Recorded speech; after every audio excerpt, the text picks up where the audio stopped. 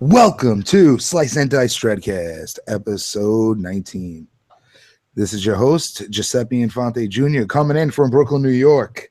And I'm here with my co-host, Jimmy B. from Pittsburgh. What's everybody up to? How you doing? And we're here with our guest host for this episode, Jerry Herring, the infamous Jerry H. from Kill the Cast and the Married with Children podcast. Welcome. Thanks for having. I'm so excited to be on the Slice and Dice Breadcast. I can't wait to talk about my favorite style of pizza. It's thin crust. I don't believe in deep anything. Whoa. That's a wrong show, buddy. Oh. What am I gonna do with all these pizza recipes then? Although Joey would like us speak Dreamcast sometimes on YouTube. Hey, I can get on some Dreamcast. I got a Dreamcast game over there somewhere. I used to love the Dreamcast. I got an underrated system. I sold my collection a couple months back, but I did keep 2 Dreamcast games, actually. You never know when you might need a Dreamcast game. Nostalgia. Of course. Shit. What was it? Ready to Rumble Boxing? Oh, yeah. That was a good one. Yeah, man. So, man, that's a whole nother podcast. Video games, right? Shit. Yeah. That's actually what I used to podcast about before I started doing horror podcasts. So you did so what was that like? It was a retro gaming one. It was cool, but that was back when the scene was still pretty decent. Nice. I freaking got Legend of Zelda for the Wii U like 6 weeks ago. Still haven't popped it in yet. Dude, I've had a Switch from launch and I've played 10 minutes of it. Yeah, that's what happened with the Wii U for me. Crazy. Yeah. Now, my fiance, she's been playing Breath of the Wild like crazy. Ooh. Has played the Switch. I haven't at all. At least it's getting some usage. That's good. Jim, do you play games? I play Xbox One occasionally. I like person shooters and wrestling pretty much. So used to be in a lot of sports games, but haven't had one in a while. So I'm the typical recreational gamer, I guess. Nice. I hear he used to also play games with people's hearts. Do that. He still does every week. Tears me. I slice and dice motherfuckers up. Carves it right out. Yeah, man. So what do we got on the chopping block for tonight? We got the infamous classic slasher Maniac and the other not as infamous slasher from the 1980s, Slaughterhouse. I've been thinking about these two movies after watching them, and like normally I like to go in chronological order, like time-wise. But yeah. I don't know. I was thinking we'd go into Slaughterhouse first this time and then go to Maniac, because I feel like the conversation in Maniac might go deeper. I was actually hoping you would do Slaughterhouse first and then Maniac second, just because, like, one, if you're gonna have that bill, like that bill, you'd want to show Slaughterhouse first and then Maniac, because if you show Maniac first, everyone's leaving after Maniac. No one's staying at that drive-in. Oh yeah, that is a good point. It's a very good point. So yeah, I think we'll do it like that. Sounds like a plan. But before we get into it, Jerry, you want to tell the folks about your podcast? Plug that. Yeah, so I do Kill the Cast. It's another horror podcast. We basically just take everything that Death by Podcast does and just redo it and put it back in. We do a horror podcast. Two of our recent shows, we had Horror Coliseum come out, where we did Alien versus the Thing, and we broke it down into categories to see which is the best sci-fi horror movie of all time. We did Best of the 80s, where we went through every year from the 1980s and picked our favorite movie each from those years. And we also just had Watson on, which everyone here will know who Watson is. where we did our longest episode ever, a 3-hour episode on The Last House on the Left. And I do Married with Children podcast with Alex of the Skeleton Crew and JP of 22 Shots of Moods and Horror. So if you love Married with Children, come join us for that as we go through every single episode. It's going to be like a 5-year-long podcast. Awesome. And some of the stars of the show recognized it, We've been getting some love. Alex ran into the woman who plays Marcy, and she thought it was really cool. So hopefully we're going to slowly get it out there more. I'm sure David's not doing anything. He played Bud. He can jump on. Sick, dude. Roseanne's coming back, so I was like, Roseanne podcast. Here we go. Yeah. I made the same list. joke to Kenneth because Kenneth loves Roseanne, and I was like, Kenneth, there you go. You can go do Roseanne now. Me and Kenneth, Roseanne podcast. Let's do it. All right, real quick question about this Roseanne thing, okay? I take it we all three of we used to watch Roseanne. Yes, definitely. Okay. Am I mistaken, or was the finale episode mentioning her, or mentioning that like Dan died or something during the wedding and his heart attack? Yeah. So how the hell can he bring the show back? Okay, so they've already said that Roseanne said years ago that she has a way to completely bring back the show with Dan alive. She's got a couple of different ways, but the biggest one was going to be that Dan faked his own death, because they have their whole King of Halloween where they would constantly one up each other and scare each other. How you doing? Reese says hi. What's up? And they would do that, and it would be either he faked his death, or they would just do what was that show Dallas did, where they were just yeah, screw that last episode. Yeah. No one died. Right. Yeah. I think her and Jackie are supposed to open up Lanford's first medical marijuana shop. I read the she has it all planned out, and one daughter's working at Walmart and the other one became a lesbian, the son became published, a couple different things.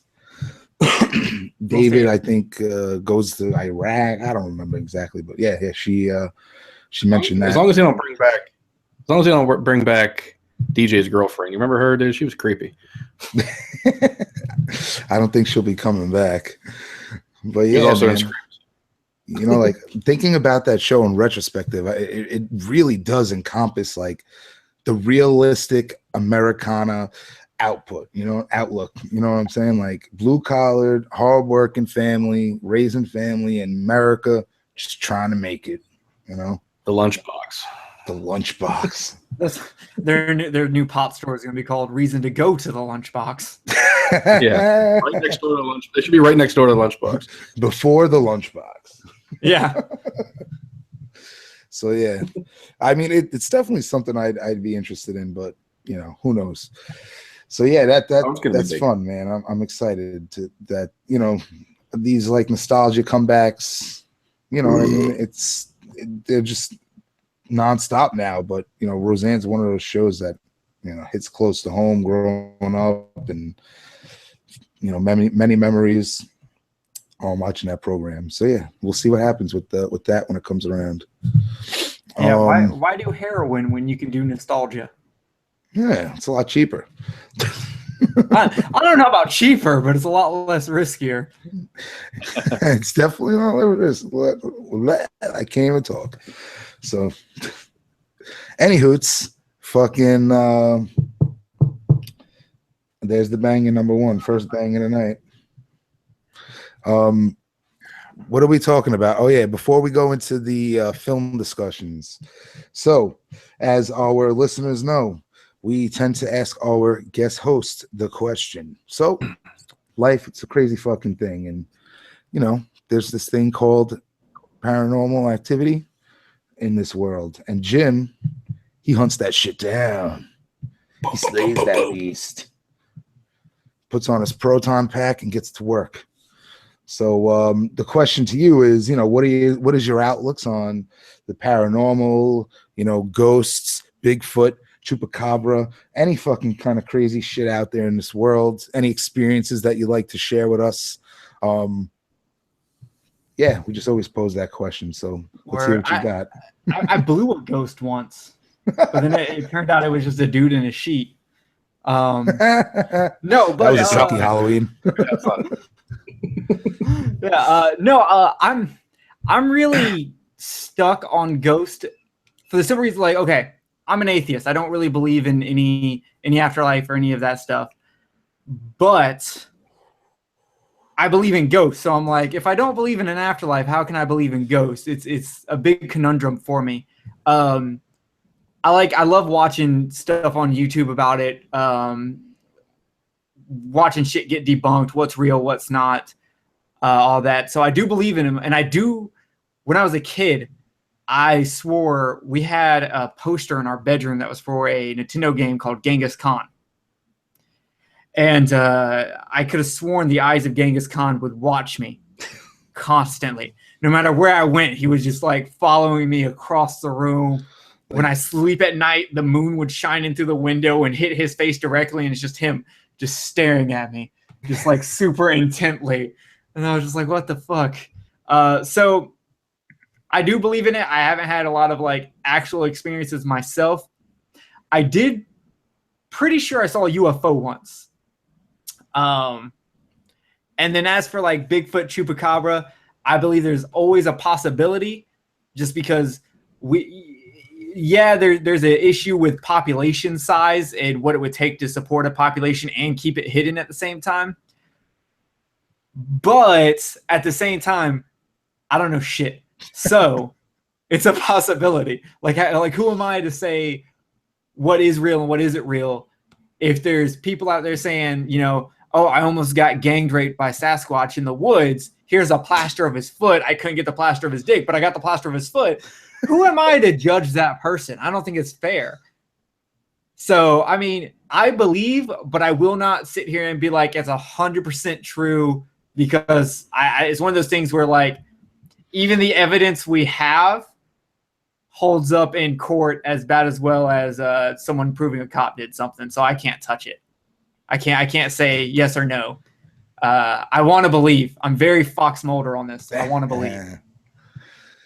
Biggest thing. I always tell people, devoted 20 plus years of my life to researching and investigating, you know, not just ghosts, but I mean, I love UFOs and Loch Ness Monster and things like that. You know, my biggest thing is to be so naive to think that we're the only fucking things around, that you can, you know, what you can see with your eyes is the only thing around, is insane to me. So I'd rather keep an open mind and be ready for, you know, whichever species takes over, and be like, hey, I believe in you.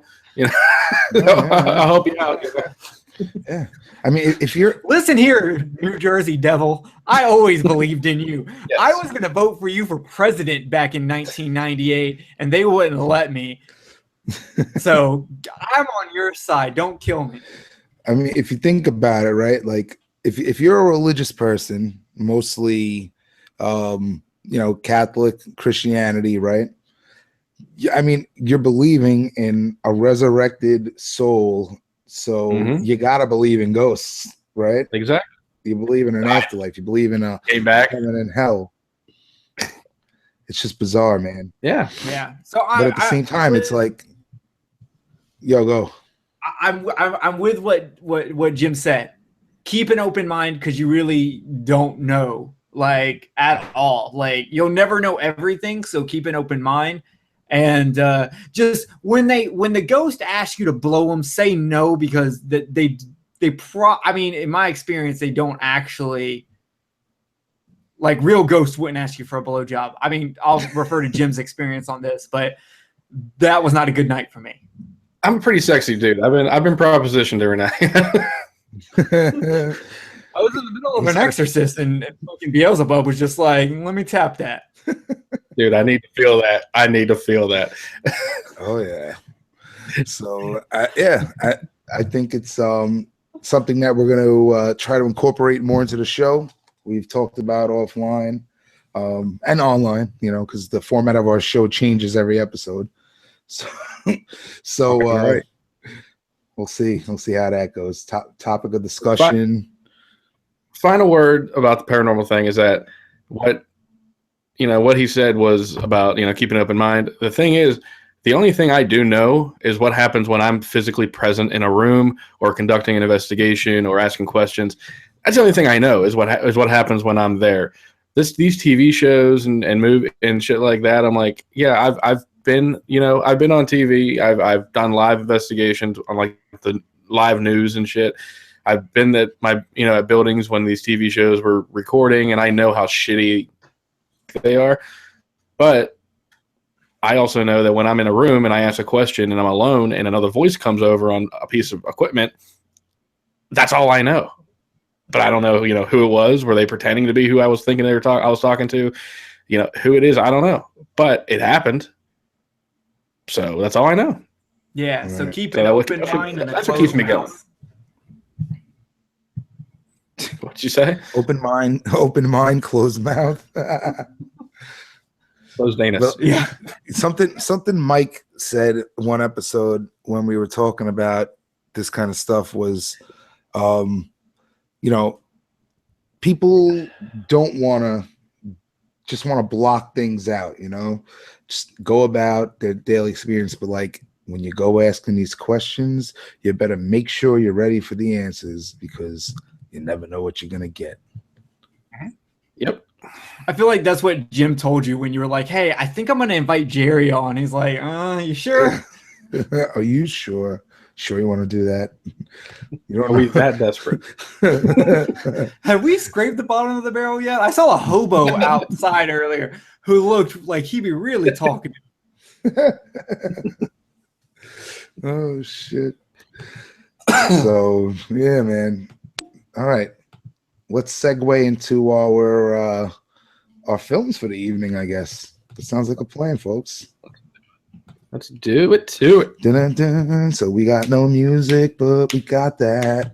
All right. So our first film for the evening, we'll talk about 1987 Slaughterhouse, written and directed by Rick Rossler. That's one hell of a name, Rick Rossler. Great. Jimmy, you got a synopsis for us tonight? I got her. All right. It says here, 1987, horror comedy. It says the owner of a slaughterhouse facing foreclosure instructs his obese and mentally disabled son, understatement, to go on a killing spree against the people who want to buy his property. That fucking squealing dude is very mentally disabled and obese, yes. So, who do we got in this movie? Any familiar faces? Joe B. Barton? He was in what? The Blood Diner? Blood Diner, yeah. That's all I got. Blood Diner and the Fatal. That's all I got. Blood Diner. So, I mean, I don't know any of these folks. Maybe there are some familiar faces to others, but to me, none. Well, let's put it this way, okay? I'm looking through IMDb, the cast. 1, 2, 3. 3 people in this movie have photos on IMDb. Interesting. Yeah. Yeah. Like you can have a Facebook photo, but you can't put one on IMDb. Come on. Sherry Lee, who played Liz Borden in the movie. Sherry Bendorf, whatever the fuck her name is. Bendorf in the movie. Yes, her real name, or I guess, is Liz Borden. I just wonder who named the character Liz Borden and then never gave her an axe. Like missed opportunity. Could have squeezed it in somewhere. Yeah, but she's doing some. I didn't recognize any of the ladies in this film. Maybe if some of them would have went topless, I would have been like, "Oh yeah, I know that nipple." But I never recognized anyone in this movie. She does stunt work now. Interesting. Yeah. Okay. Oh, I mean, this was it wasn't a bad movie by any means, but I don't know. I didn't find the comedy in it really. it says horror comedy. You said right, so I mean, I don't know, comedy. I laughed a little bit, but not like Tucker and Dale type thing. But I mean, it had its funny without maybe wanting to be funny moments. Which I finally saw for the first time. I'm so proud of you. Last week. It's great. Loved it. You love it. It was great. Like when he was like licking the window and oinking and shit, and I'm like, yeah, I laughed. It was fun. Yeah. I was more like, what the fuck? Yeah, I don't think the movie did anything like amazing. It just kind of took the basic and did the basic in the most basic way it could possibly do the basic. And that's fine. I have no problem with that. There's definitely people who can't even accomplish that. The film looked nice. The acting was decent. I wouldn't say anybody did a horrible job. Right. So all in all, I mean, you're not going to kill yourself after watching it. No. I mean, they made this movie with $100,000. So I mean, I think that it's pretty well done. The look of the movie I thought was pretty good.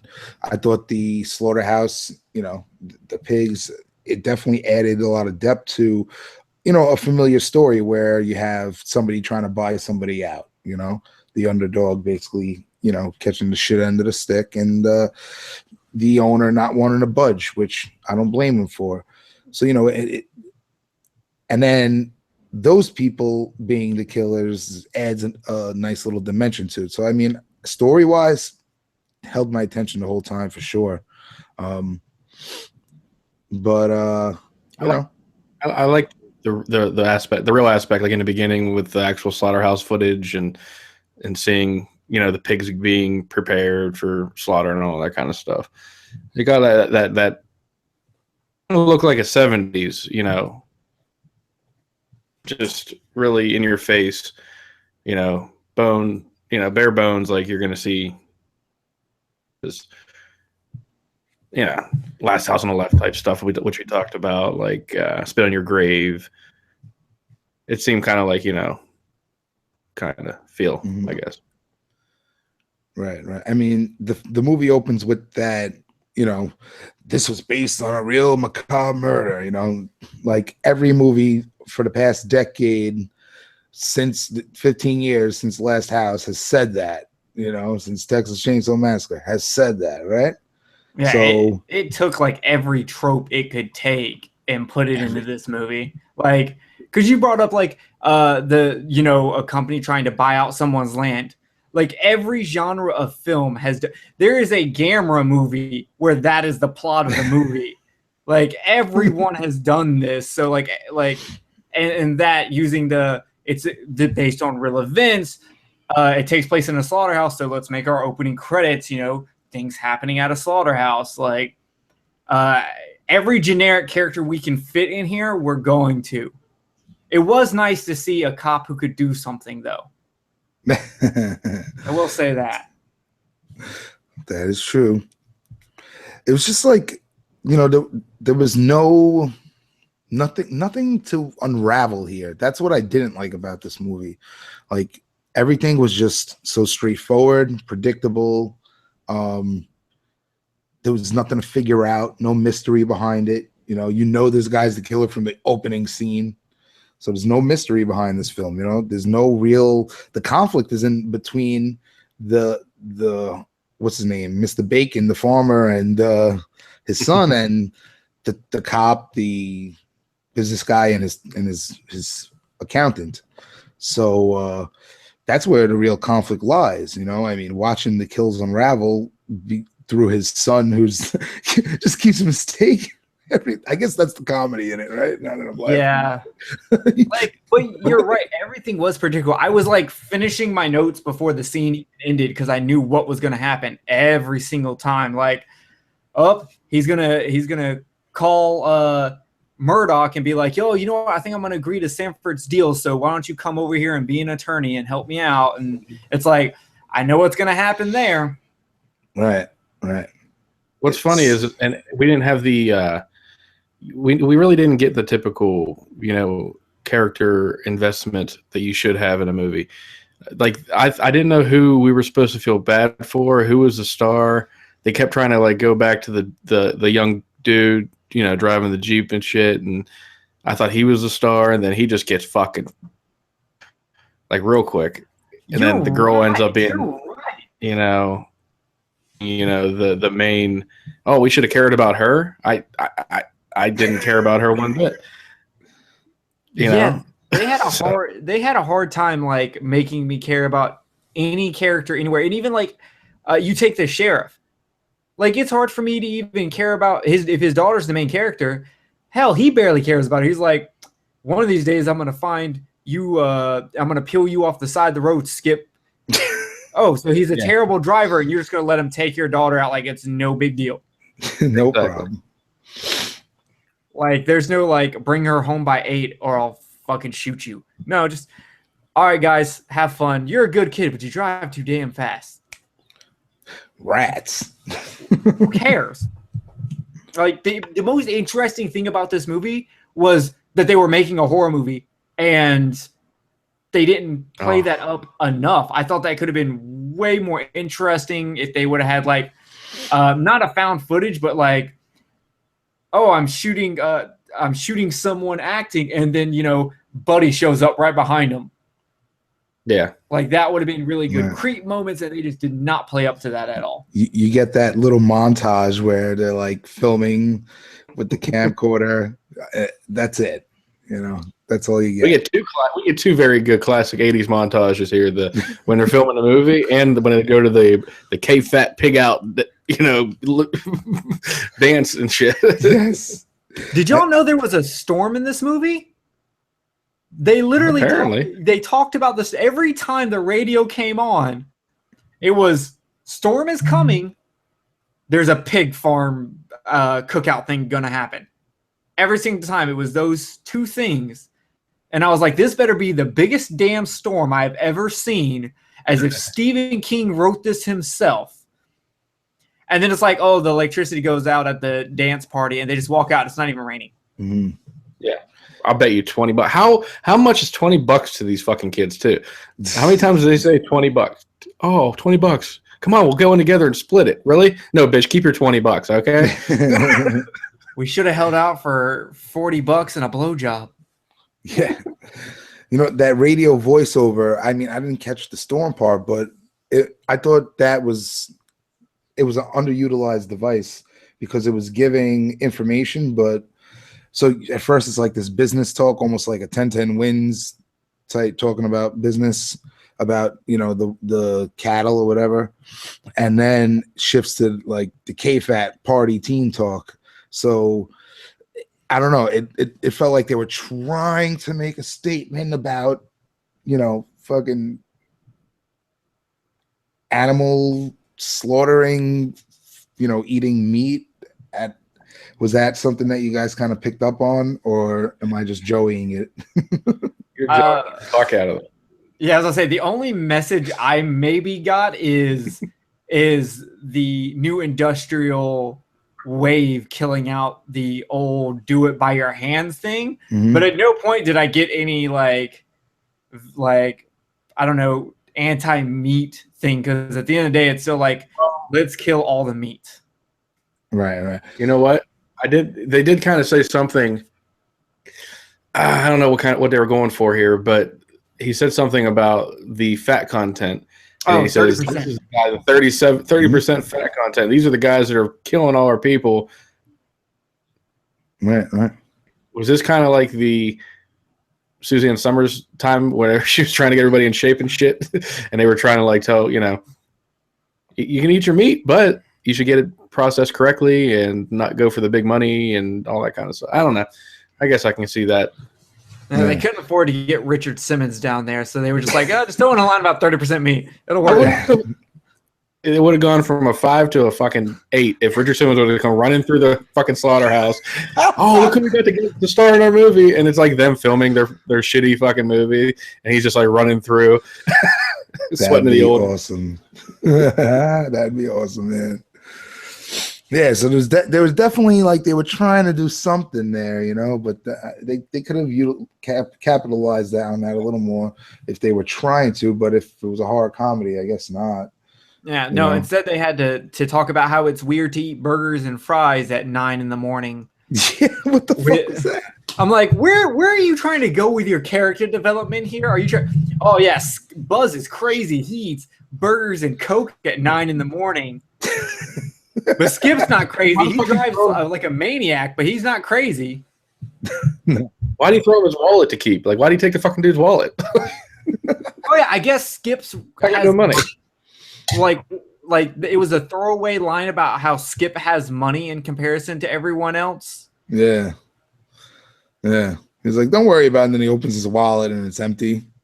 Yeah, but Jim, that's a good point. Every bit of character development in this whole movie is throwaway lines, just to kind of, well, let's put it good. Like, did y'all even realize the first girl that died, she was supposed to be the director of this little horror film? Yeah. Whoops. You wouldn't know that unless you paid attention and saw that one throwaway line. Yeah. I thought it was going to be like the one deputy, you know, who showed up when they were all partying in the beginning with his girlfriend in the car, and I thought he was going to be like the star of the movie, and then he's literally like the second one to fucking die.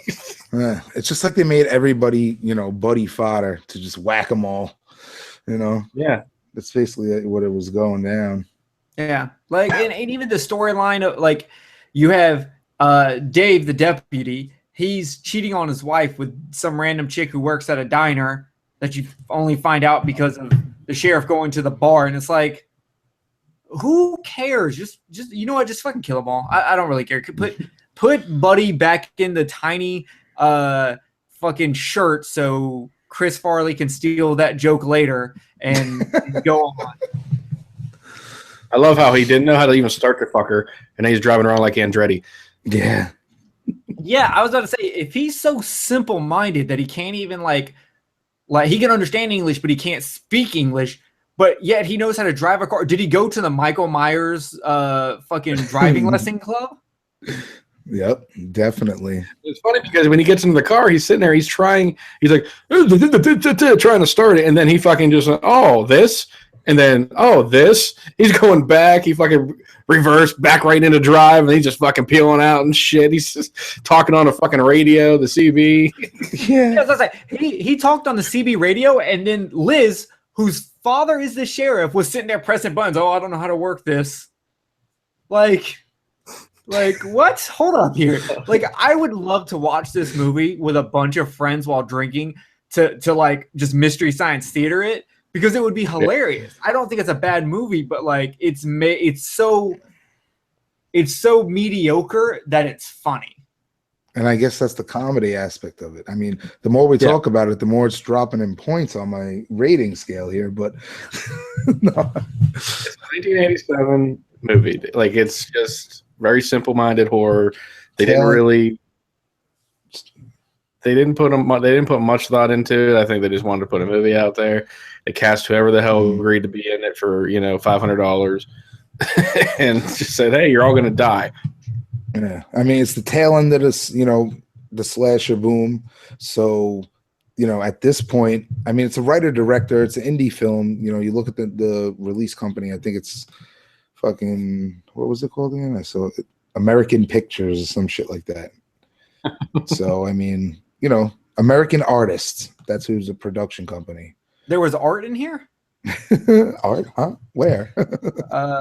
Yeah, because you look at their horror movie and they literally they're doing just a shot on shitio movie, and they have no script.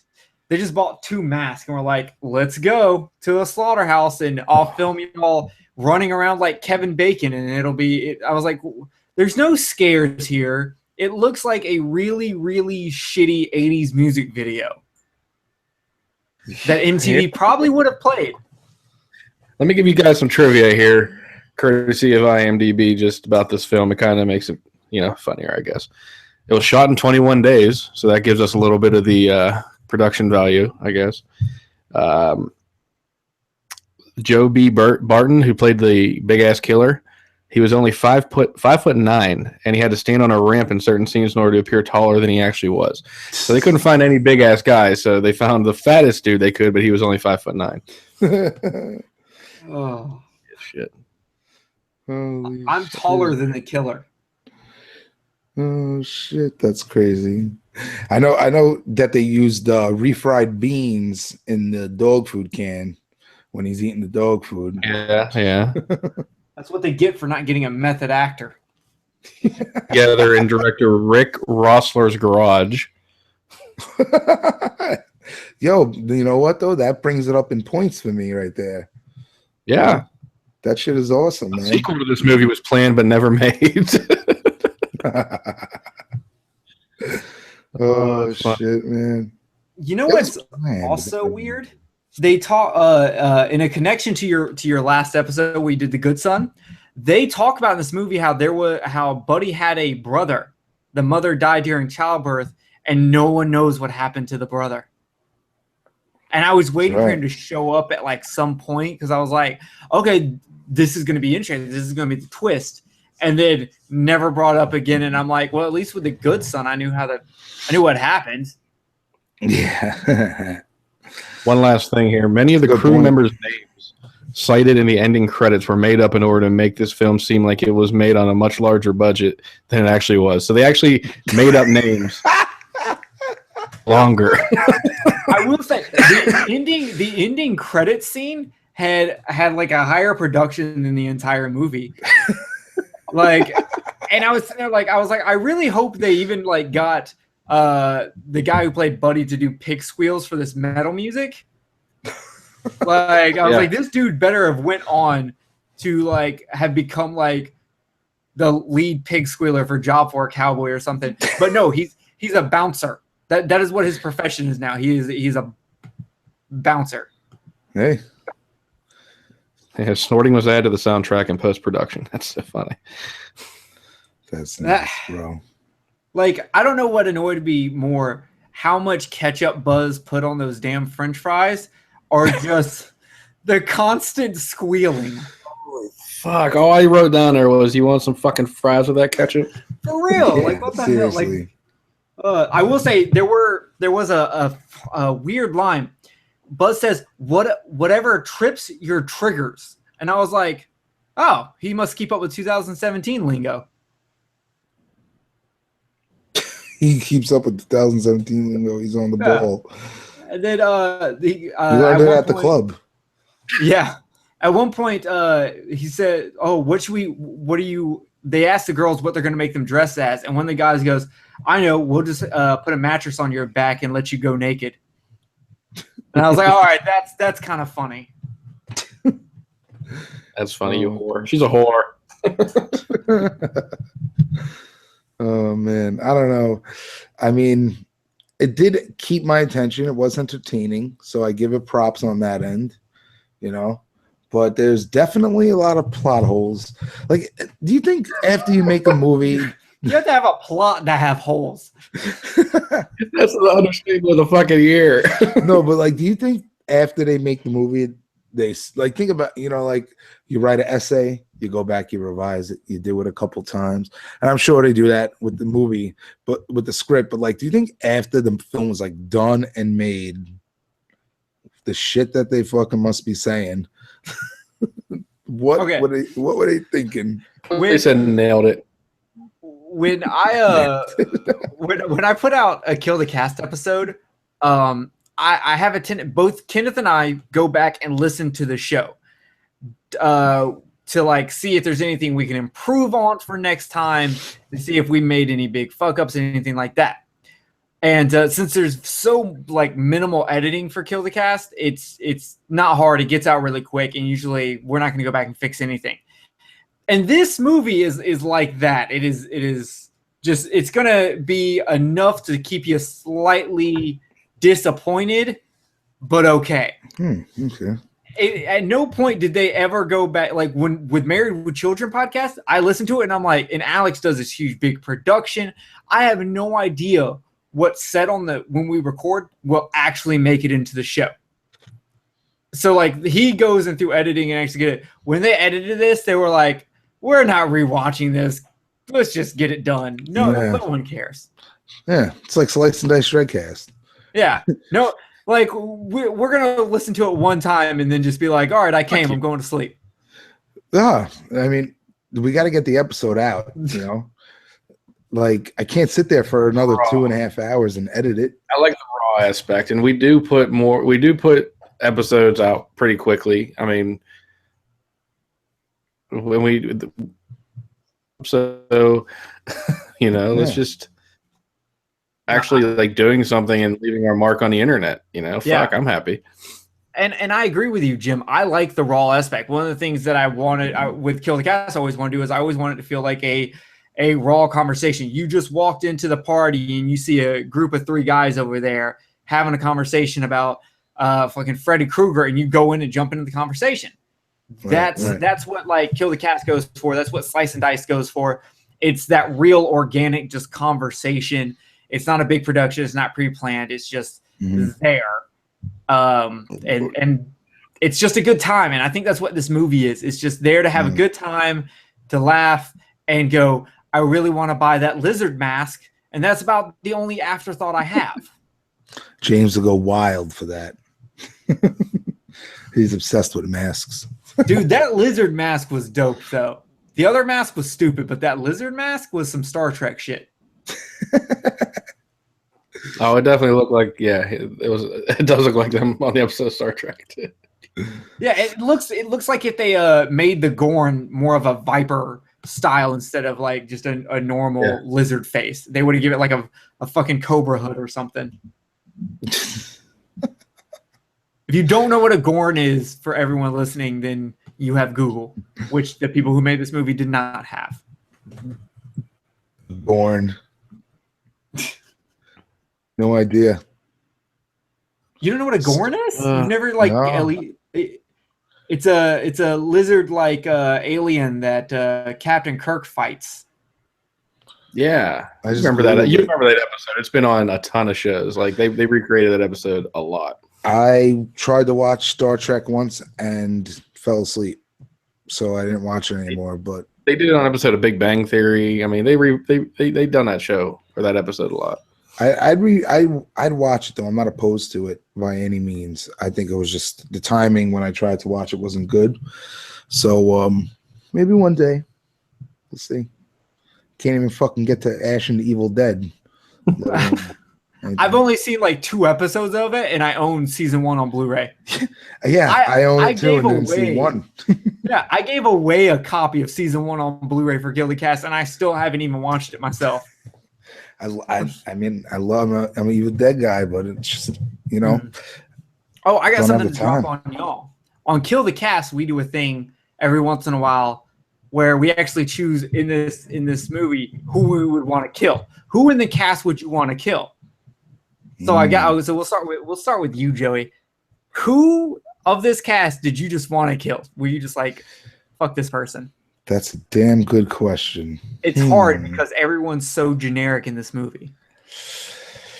Yeah, I think I'm gonna have to go with Buzz and his fucking French fried ketchups at 9:00 in the morning.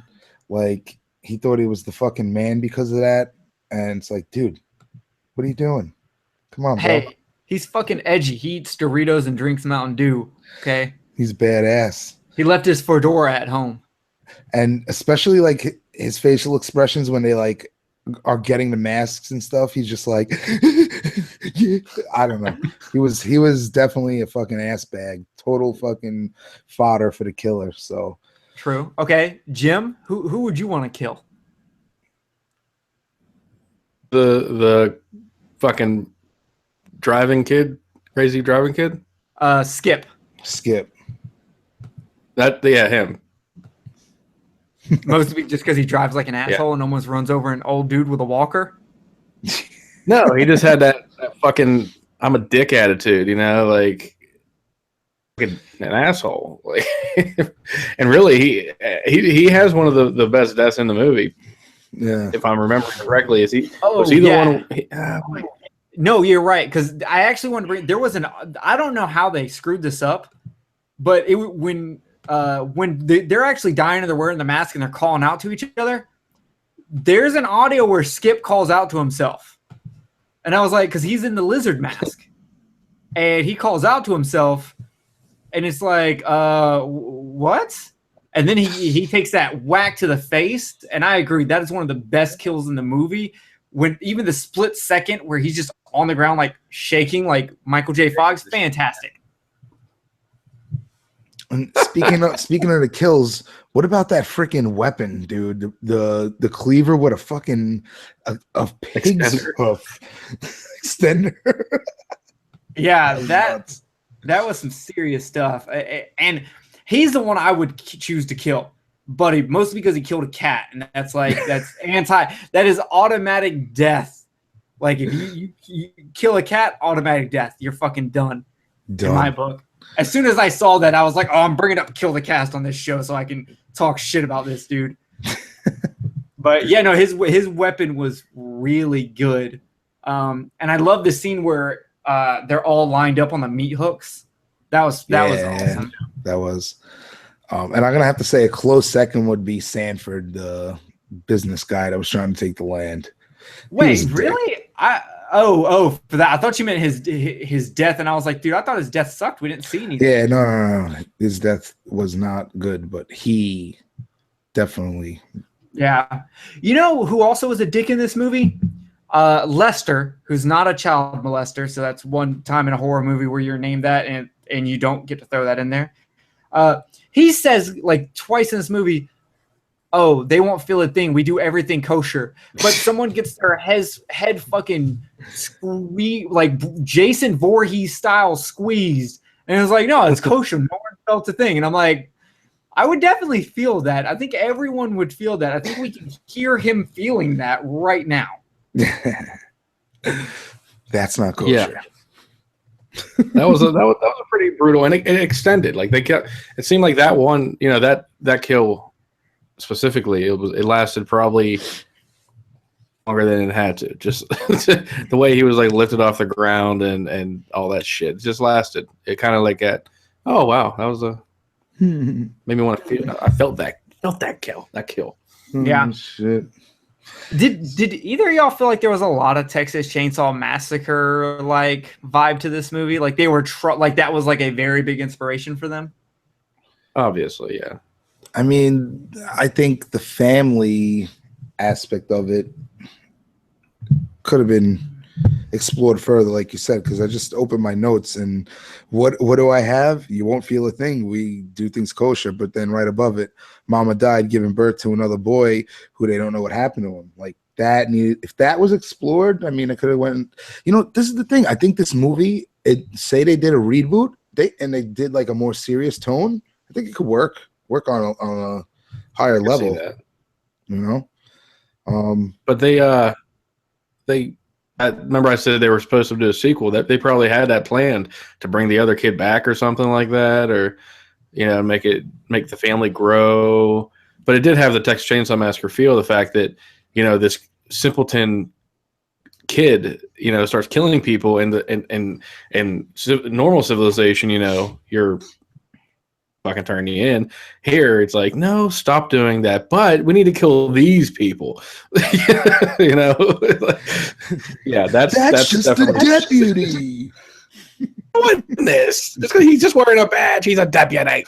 But like that, but that's the way I saw it, was definitely Texas Chainsaw Massacre, people, yeah, and his family was like that in a Motel okay, that's cool. Hell. I got a lot of Motel Hell with this movie. Except Motel Hell is way more unique. Yeah. That is definitely an underrated one, Motel Hell. Oh, I love that movie. So, shall we rate this? Let me see if I have anything else in my notes that's worth mentioning. Let's see. They try to be scary, but then they give him laying with pigs. Ooh, I got one. The sun decked out in the deputy's gear with the rope holding the belt and everything. He's in the fucking cop's gear.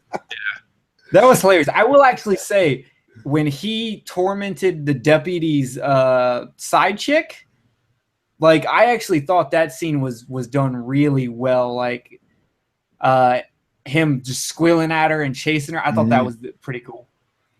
What got me is that, what the fuck? She got in her back into her car, but drive it away. Yeah, they didn't show like the keys outside or anything. It was just like, I don't know. She was just shitting her I'll pants. sit here cowering while you hit my fucking windshield 20 times, but it didn't break yet. So I'm just going to lay here and scream. Yeah, that was kind of weird. Yeah, I will say they did the dead body jump scare in this movie. And for once, that actually worked way better than when it's in a Halloween or a Friday the 13th movie. I like that. I did like the dialogue with the cut on the fingertip hurts a lot more than the cut on the stomach. I thought that was really creepy, and I was sitting there like, you know what, that's true, because I get cut at work all the time from cardboard grading papers. He'll catch a couple of paper cuts and be like, this kid gets a fucking F. You're done.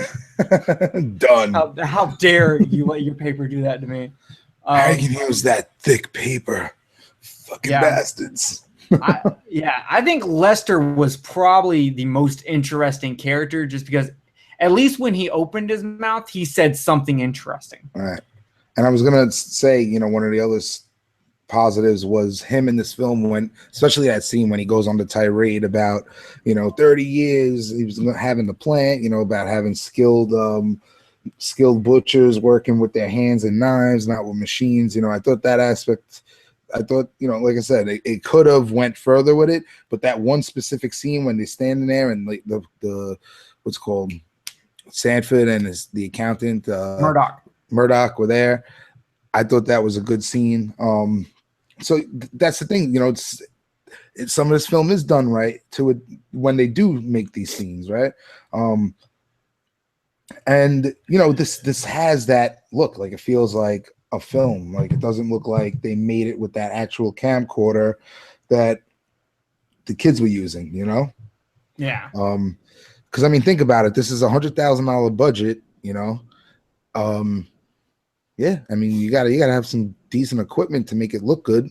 So, and that, I don't know, in earlier episodes I've brought that up. In the episode with PJ Starks, I've brought it up. But you know, the look of the film, crucial, right? Like, if it had that, you know, fucking home, I just call it fucking the home vacation film. You know, if it looks like that, what are you doing? What's the problem? Why do you not have a better look to it? And I don't know. I just think that's extremely important when making a movie, you know? I agree with you. I thought the movie did look good. I will say that. In fact, there was even a part in the notes where I complimented the editing when the side chick gets her throat cut and then it goes to tomato chopping. Yeah, that was cool. I actually was like, okay, that's kind of cool. The ending where Buddy ends up popping up in the back of the car. Did y'all like that? Not like that? I still haven't quite figured out how I feel about it, because I was like, okay, set up for a sequel, but when did he get in there?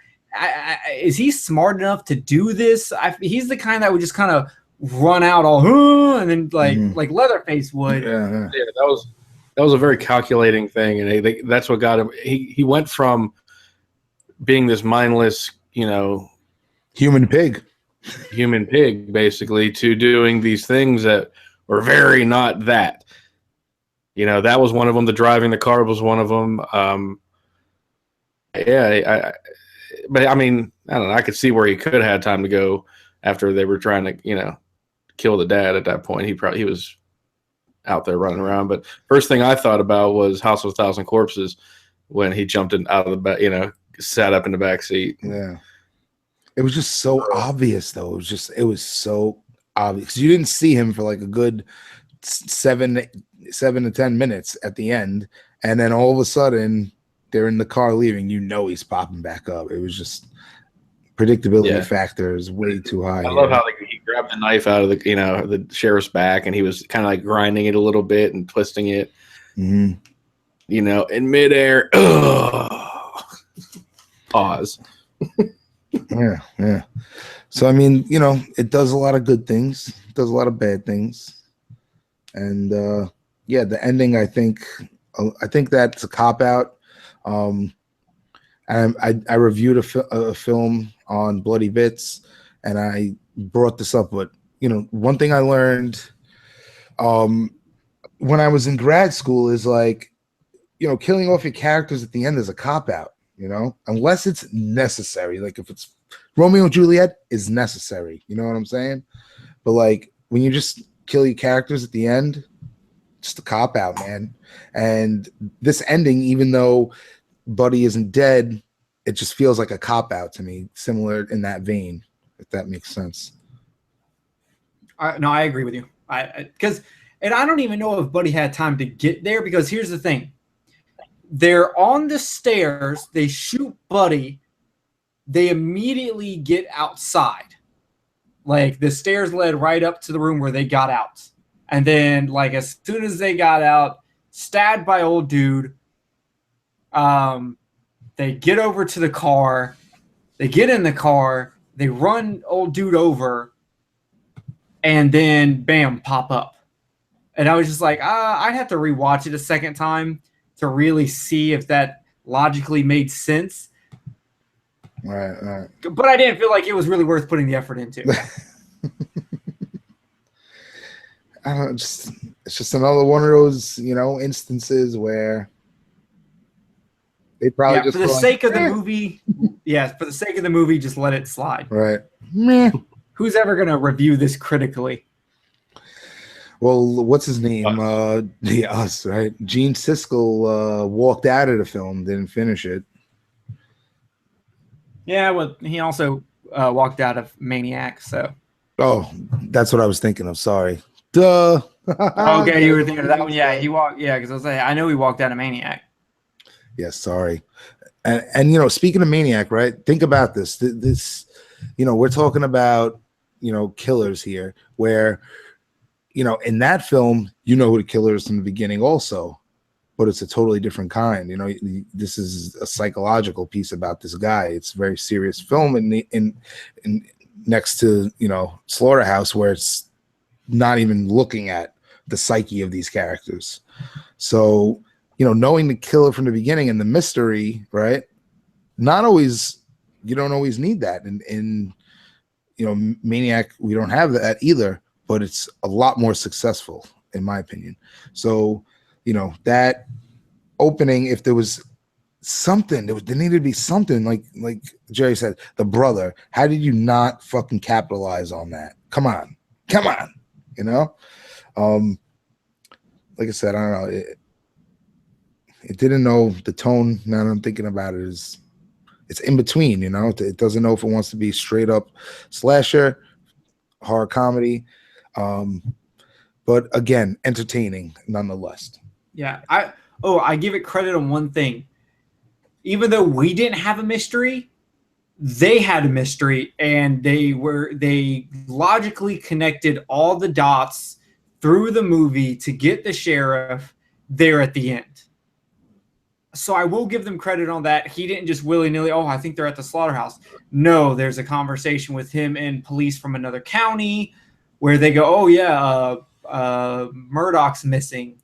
And he said it was going to be at 3, and they knew he was there with them earlier at the slaughterhouse. So I will give them credit for that. While we didn't have a mystery, they had a mystery, and they did logically get to the end of that. That's important. It's a good point. So, rate this bitch. Rating? Yeah, rating. So, I'll give my rating on it. I think I'm going to have to fall directly in the middle on this one with 2.5 zombie heads. A lot of scenes I thought were done very well. Mr. Bacon, our patriarch of the family, I thought he was probably the best of all the characters as far as actor wise. The fact that his land was getting taken, and before Buddy starts whacking everybody, like, you're on their side, and you still might be on their side to the very end of the film, believe it or not. But the entertainment value, yeah, it's fucking fun slasher, 1987. like Jerry said, would love to watch this with a group of friends, laugh about it, pick it apart. But at the same time, it's fun. It's not like, I gotta watch this fucking movie. You know what I mean? If this ever came on, I wouldn't turn it off. I'd watch it if I had nothing else going on. I thought the kills, some little lackluster, but again, they pay attention to some important things, like Jim mentioned, when they dig it and jig it in. So another scene when they're on the meat hooks, it looked great. The beginning, even though it had a fucking wacky song in it, seeing all the pigs shuffle around, as cliche as that was, it definitely made me feel kind of dirty, so it kind of set the stage. Yeah, and I'm gonna have to go with 2.5, land in the middle, especially because of the budget and the effort put into it. It was there to a degree, although at times it does feel like, yeah, we could pass this. Ultimately, I give him props. Agreed. Jim? I'm also going 2.5 out of 5 zombie heads. I've seen before, not for a while, but when it came up, I was, when you reluctantly picked these films after the last during the last podcast, it's still just simple as it is. It can still gauge a response and cause conversation, which we've done for the last 50 minutes here. As simple as it is, you can dig into it a little bit, but with its mistakes, low budget kind of gives leeway to that as far as what they had to work with. It's not like a $1 million budget. Yeah, it had good kills every now and again. Most of them were actually pretty good. The ending, I thought I would have not minded a sequel if they would have made one. I did like your idea of remaking this with a more in-depth look into the family and all that. That would be a pretty good idea. Other than that, yeah, it wasn't bad. I sat through the whole thing and didn't hate it. So had my laughs. Standard 1987 slasher horror type movie. So yeah, 2.5 out of 5. Before you rated Jerry, when you said that, something struck a chord and reminded me of Mother's Day, the film Mother's Day. Mm-hmm. That what is that character? It's like the sister that lives in the woods. Oh yeah, Cheney or something like that. Yeah. Oh God, I haven't seen that movie in so long. Like there was that sister. They don't know. They don't know what happened to her. She's somewhere out there in the woods. Like I don't know. They could have fucking did something with that instead of making him pop up at the end. Make it the kid that they never fucking had. Yeah, like Jason Voorhees style. Off camera, he saw his father and brother get killed. And now he's gonna track them down in their apartment and kill them, and then go kill brand new people. Put it in his GPS. Track him down. Exactly. Like if they would have actually had this movie get killed, and then have the dad get killed, and have the cop away, and then the camera pans to their car's taillights driving down the road, and then the big ass fucking bootleg steps in front of the camera. Yeah. You think you're holy shit, is this brother? That would be a pretty good ending. Yeah. I agree. I think that's what they should have done. They should have made a much more, because you could still do a sequel if you wanted to do a sequel. It would still make perfect sense, and you could literally like Friday the 13th that where like it's literally the next day. There's still tons of people that need to be killed in that town. Yep. So. Right. And rating wise for me, I'm with y'all right in the middle. The only way I would watch this movie again is if I was going to watch it with people to make fun of it, because I do think it would be perfect for that, because it's not so terrible that you're bored watching it, but it doesn't do anything great. It doesn't do anything outstanding. It is so dreadfully standard that it's not even funny. I think Jim's got a ghost behind him or something right now. He is. he's being talked to. The spirits of Buddy are like, Jim, don't let them rate this low. Convince them otherwise. Come on, Jim. It's weird. Sorry. It sounds like there's a clock ticking in my wall or something. I don't know what the fuck it is. Oh man. Yeah, so decent movie. It's worth at least watching once for nothing else but to at least go, how many horror tropes can I point out in this movie? How many times can I call exactly where this story is going to go? We can make a drinking game out of this movie. I was just going to say, you'll be just drinking the whole time. Yep. Yeah, exactly. So while it wasn't a terrible movie, it does nothing fantastic. And there was a better ending that they could have made out of this movie. And there's a lot of missed potential, but whatever. Right. But at the same time, fun, which is a big part of it all, because, if it is a movie that's not going to be serious, well, good, meant to be. If they were trying to be serious and then it came off as silly, and then they were like, oh, let's just slap a comedy at the end of it, then, well, we know how that works out. But any hoots, if you haven't checked out Slaughterhouse, it's definitely worth a watch. Yeah, don't go crazy though seeking it out, but definitely something to check out. Hour 20-minute ish, Yeah, quick one. So, what do we got left? We got Maniac. Yes, the 1980 classic, directed by William Lustig and written by the actor and star himself, Joe Spinelli. Before we get into Maniac, is there anything that Jerry would like to promote or talk about real quick before kind of a little commercial break-ish here? Yeah. What's up next for Kill the Cast? We've got a couple of big shows planned. We're just waiting for Jay to switch to a new job, so he hasn't been able to record with us. But we've got something. We got to record something because we got to respond back to Dan Chase talking shit on the Skeleton Crew on me. Because if y'all ain't seen it, me and Dan Chase are podcast beefing right now, and that motherfucker can't keep me out of his mouth. I guess he takes after his mom.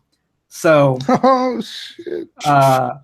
So we're gonna have an episode hopefully soon that will tackle some more of this, and then Mr. Jeremy from 22 Shots decided that he wanted me in his mouth also, but I don't know the full extent to that yet, so I'm waiting to see what fun we have there. Other than that, for Kill the Cast, we are going to do soon Reanimator.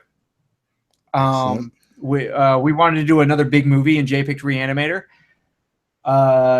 We are also going to do you know how I told you I have a movie that I kind of wanted y'all to do for your disturbing films for Death by Podcast? Yeah. But I couldn't tell you what it is because we're going to do it. I'm going to tell you what it is now. Because now it's on your show. There's no way you can steal it.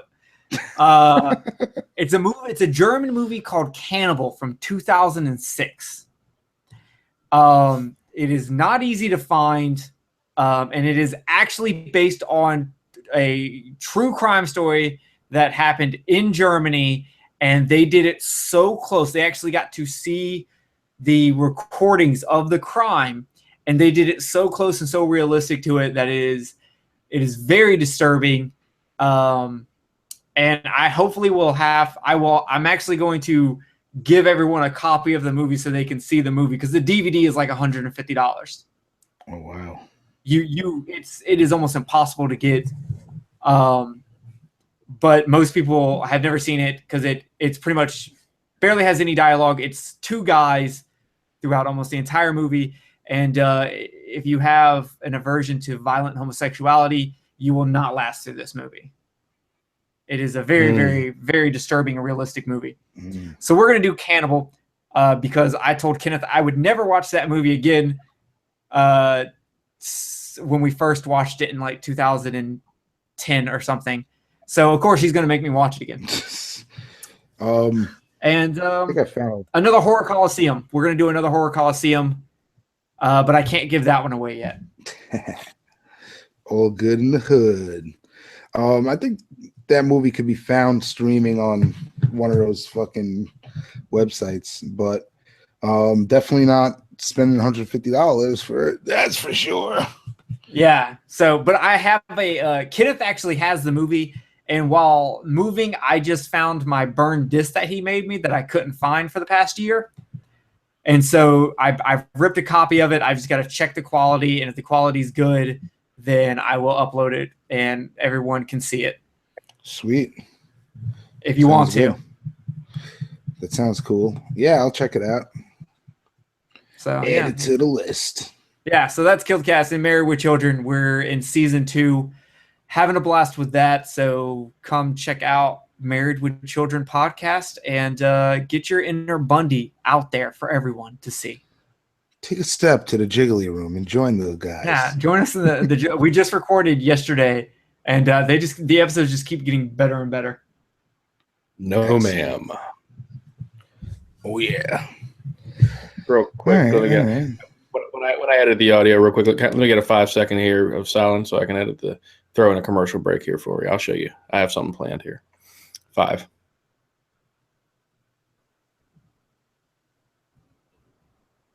We're good to go. Do you want to plug the next episode before we go into Maniac?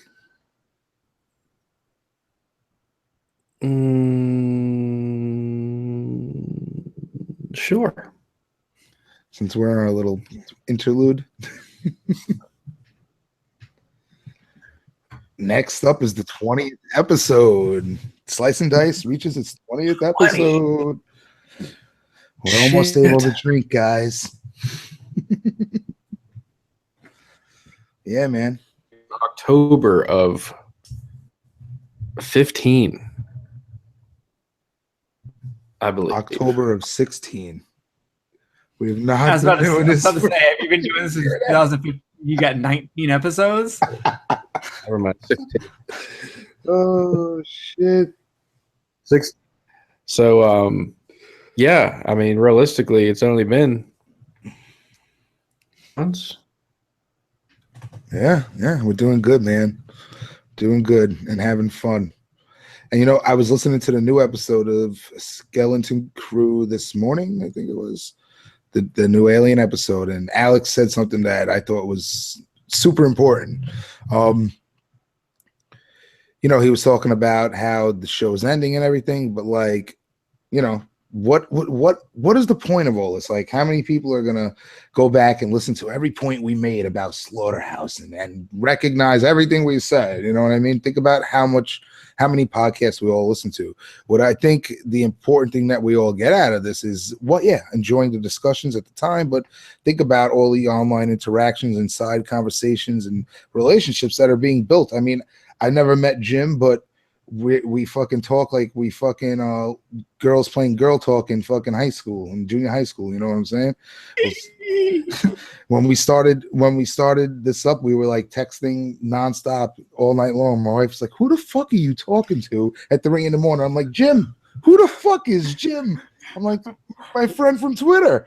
You know, like it's just, that's what it's come to, you know. And I mean.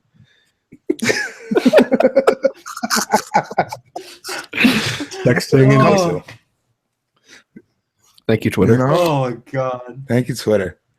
So, yeah, I mean, I think that's super important and the most beneficial part out of all this. I mean, it's a hobby. We're not getting paychecks for this. I'm sure we all have day jobs that we got to, you know. Wait, you're not paying me for this? No, you're paying me. Oh, shit. Oh, I'm not paying you. This is going to be your least downloaded episode ever. They're going to be like, fucking Jerry from the Kill the Cast? Fuck, I thought these guys were doing good. Nope. Here I am. Shit.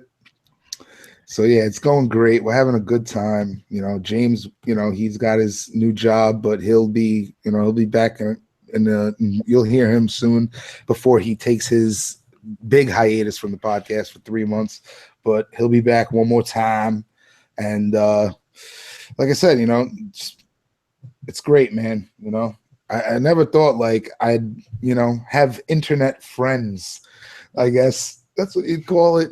Think about it, right? 10 years ago, would you guys think you'd be fucking like having a whole circle of friends on the internet? Maybe. Not me. That's for shit sure. Not with a penis. Not with a penis, right? Just a bunch of dudes, So Dudes. So yeah, that was pretty cool. You want me to play the recording to set up next episode? Yes. We got a little message from our guest host coming up on episode 20. Yes. And then I'll put a little bit of her social media links out there. But yeah, this is coming from Jen, aka Mavolia, mostly. Good evening, my darlings. This is Jennifer Nangle, aka Malvolia, the Queen of Screams, and I'm going to be the special guest host for the 20th episode of Slice Dice Dreadcast. Out there, my 2 horror film picks are Backcountry by director Adam McDonald, and of course, a classic, Wes Craven's Nightmare on Elm Street. Back, relax, a cocktail, and I'll see you June 6th. Jerry's favorite movie. Nightmare. Fuck that movie. Jerry's favorite movie. Oh, now make sure you listen to the Kill the Cast episode on it so you have all the talking points to talk about why it's not a good movie. Holy shit. I actually listened to that episode a long ass time ago, long before you were with the Horrorphilia Network. Oh, yeah, that was such a... I swear the best episodes are when, like that one in The Village, where we do not agree on the movie, because it's the best. It is so good, especially if I hate the movie. A lot of controversy. Like one day I need to do a full review of The Witch, because we just talked about it once, and I don't like The Witch, and Kenneth loves that movie. I love it too. But yeah, well, you're wrong. That's coming from Mavolia, from another person from Twitter.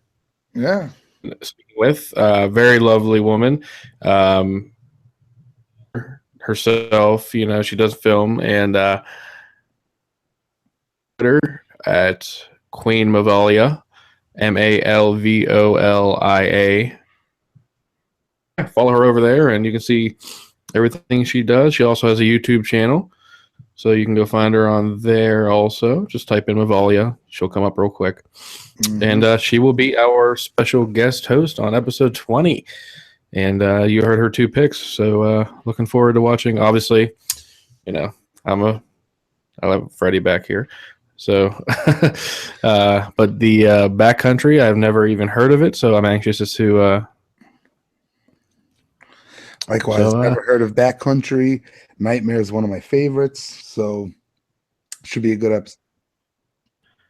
So look for that on June 6th. We're going to be recording that live. So, and then shout out to her. We got one more episode coming up with JJ Mack, and we're going to tackle the Purge trilogy. So that'll be a fun episode too. I've only ever seen the first Purge movie, but I've heard good things about all 3 of them, so I really need to jump on the other 2. I've only seen the first 2. I saw the first 2. And yeah, 2. We'll get into that soon. So yeah, we got Malvolia coming on for episode 20. We're excited about that. We let her pick the films for this episode. So like I said, as far as the format goes on how we're picking our movies, we're just gonna do it however we want. So yeah, how do you like it now, huh? That's right, motherfucker. So anyway, isn't it bullshit? This is just exactly. Yeah, so, I'm glad y'all did not stick with that fantasy action bullshit movie, because I was like, When I listened to that episode, I was like, oh, I'm gonna have to tell if they pick this shit, I'm gonna have to tell Joey that he needs to get his act together. I mentioned this since we started doing this about what I don't want to say vision, but like what I guess thought it was going to be about. I had when we first started discussing it, and it started literally slowly turning into Death by Podcast 2.0 basically, and I didn't want that. The way me and Joey talked in the beginning was more fun, relaxed. Let's just get out there. I don't want to be too depth and let's just have a good time, blah blah blah. And I was like, sweet, let's do slashers and fucking fun movies, blah blah blah. It slowly got away from that, so I'm glad he bit the bullet and said, yeah, fuck it, I'll do whatever you want. I mean, so what you're saying is I need to do more dick jokes. More dick jokes. Yes. More dick jokes, more titties, and more taking off my top. All right, Joey, go. Oh shit! You got to check out the Olaf nipples episode. No, I'm beating off to later. There's an episode where I got Olaf pasties on, so check that one out. Wow. I don't know how I feel about that, because I feel like if I get turned on by that, there's something severely wrong with me. He can't resist the Olaf nipples. Yeah, Watson might get really jealous. Lavolia said thank you for the plug, so we look forward to having her on. Can't wait, man. It's going to be great. So, Queen of Screams. Woo! I can't wait. She's better than me. She gets to pick her own movies. It's going to be great, man. I'm excited for that. So, yeah, we got a couple things lined up, and I know Jim is happier, and that's what makes me happy. So, let's do this. All right, folks. We got. Hey, is it sad that you care more about me than any girlfriend I've ever had in my life? I told you couldn't come move to Brooklyn. He's sneaking into your room and standing over you. You just got to eat kosher in my house. Eating a bag of chips. Wait, hold on. What's your definition of kosher? Because I'm apparently really confused after the last movie. So kosher, as far as, I mean, there's so many crazy things about kosher, but ultimately, if you're religious Jewish, then you need to eat kosher food, which means it's blessed by the rabbi or something. And also you can't mix meats and cheeses. And so this whole crazy thing that I learned about. Whoa, time's out. I can't have cheese on my cheeseburger? Oh, nah, dude. Nope. Fuck that. That's. No. I mean, okay. So where I live in my mother-in-law's house, which is a kosher house, right? So like, I can't cook bacon, I can't cook cheeseburgers, but I got my grill in the backyard, so I can make it out outside and then put it on a paper. And eat it outside. Yeah, I could bring it in on a paper plate and eat it, But like, there's two separate sinks. There's like an island with a sink on it. That's the dairy sink. Across from it, the meat sink. Yeah, a lot of crazy shit, man. But you gotta do what you gotta do sometimes. even my cat doesn't understand this. Yeah, it's pretty nuts. But it's real. It's damn real. The struggle is real. I could go into it a lot more. In depth, but I think we should go back to talking about horror movies. Yeah, what movie were we doing again? Maniac. Here's what movie we're doing. That's what movie we're doing. If you don't know the movie from that, you've never seen this movie.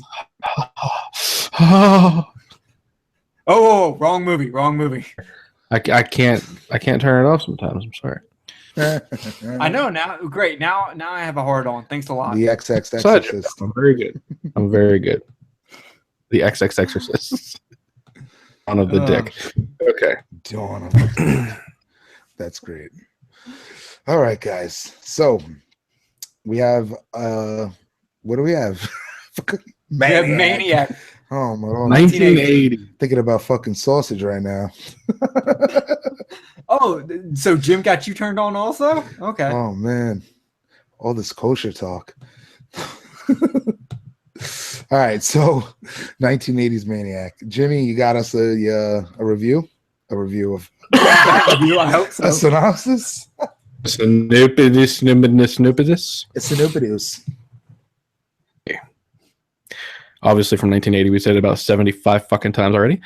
Maniac, troubled by his childhood abuse, he kills young women and takes their scalps as his trophies. Will he find the perfect woman in a photographer and end his killing spree? Are you sure we're talking about Maniac from 1980 and not the remake Maniac from 2012? Hey, what, 1980, right? hey, what year did this movie come out again, Jim? 1980. Oh, okay, just checking. I didn't know. I was confused. Wasn't sure. I wasn't listening. It's 1980s Maniac here. Oh shit! Oh, and Caroline Monroe. Oh, Joe Spinelli, how you doing? Special cameo, and also one of the best killings in all of horror by Tom Savini, my local Pittsburgh boy. Oh yeah, we'll get to that, man. We are gonna get to that. So, all right, we got a synopsis. We know Joe Spinell. He wrote this. If you don't know who Joe Spinell is, he's a character actor. He was in Rocky, The Godfather, Godfather 2, Rocky 2, Taxi Driver, tons of films from the 70s and 80s. He finally got his lead role, man, and he wrote this. So it's pretty fucking cool, man. What's it called? Now, I saw this movie, I'd say fucking 10 years ago, maybe 12 years ago, probably when I was like 20 or something. Only time I ever seen it. How about you guys? Yeah, I saw it probably a decade ago was the last time I watched it, when I was like 18. So this is probably my actually only like second viewing of the movie. Yeah. This is my second viewing, and it felt like a first almost to me. I agree. Jim, how about you? Probably seen it five times or so throughout the years. I don't know how, but it's always one of them that like popped up somewhere that I was just, Yeah, I don't know why, but watching it as a younger kid, then I always talk about watching those like Bravo or Travel Channel, those countdowns they do during Halloween, and the best movies, best special effects, things like that. This always pops up as one of the horror movies. So after I see those shows, I always want to go back and find the movie if I've never seen it and watch it. Yeah. So yeah, like I said, this is the second viewing, and when I'm watching films nowadays, within the past 5 years and prior to those 5 years, I feel like when I watch film, totally different mindset than where I'm at now. So going into this, I remembered it kind of like I remember the basic plot. I remember the mannequin aspect. But when I seen him jump on that hood, it's like the floodgates open, and then it happened so quick. But we'll get to that in a sec. Come on, let's take a forward step here. Let's take a step back, though. Abdul. So, like I said, Joe Spinell, he wrote this film. This is another one of these low budgets. I'm not 100% sure what the budget was on it. 300,000. 300,000. 300,000. Yep. So we're talking a couple $100,000 more than Slaughterhouse 7 years prior. So 350 could go a long way. And I ask, where did it go to? Did it go to the special effects? Did it go to renting the equipment? I mean, there's so many different aspects. At this point, Savini, 1980, I think at this point he's a household name. But it's not like we have top tier big contracts that need to be fulfilled. So how do they distribute the money? I always think about how, I never used to think about this, but how is budget getting distributed? Something that interests me. To do with location fees, the fact that it was New York City. Yeah. But if you do anything, that's why movies now film in Canada, because less taxes, less cost. But back then they were filming in America a lot of the time, so that's where the money went. Yeah, but some of those scenes, they did not have permission to shoot, and they just did them guerrilla style, including your jump on the top of the car scene. Yes. So yeah. So yeah, let's start from the top here, and then we'll get to that scene real quick. So basically, let me open my notes here to get my little refresher. Okay, so we have the couple on the beach gets killed. Killer, we're here to assume, wakes up in his place. You got candles, mannequins, and the scene is set. This is where a significant amount of the film takes place. Just straight out creepy, right? Now, where Slaughterhouse in 1987 takes every trope under the sun, we're going back 7 years to the dawn of the slasher, right? So here we are with Maniac, and like I said in the prior conversation, we know who the killer is from the very first scene. It's not a secret, right? So, how do you feel about that, right? I think that it works better here, personally.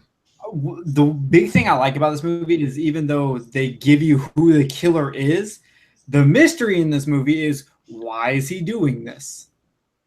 Like they develop the character, we slowly get just small pieces of information that help build his background as to why he's doing it until a scene much later on where he just kind of tells you. And at that point, you should have already known, right? The breadcrumbs. Right.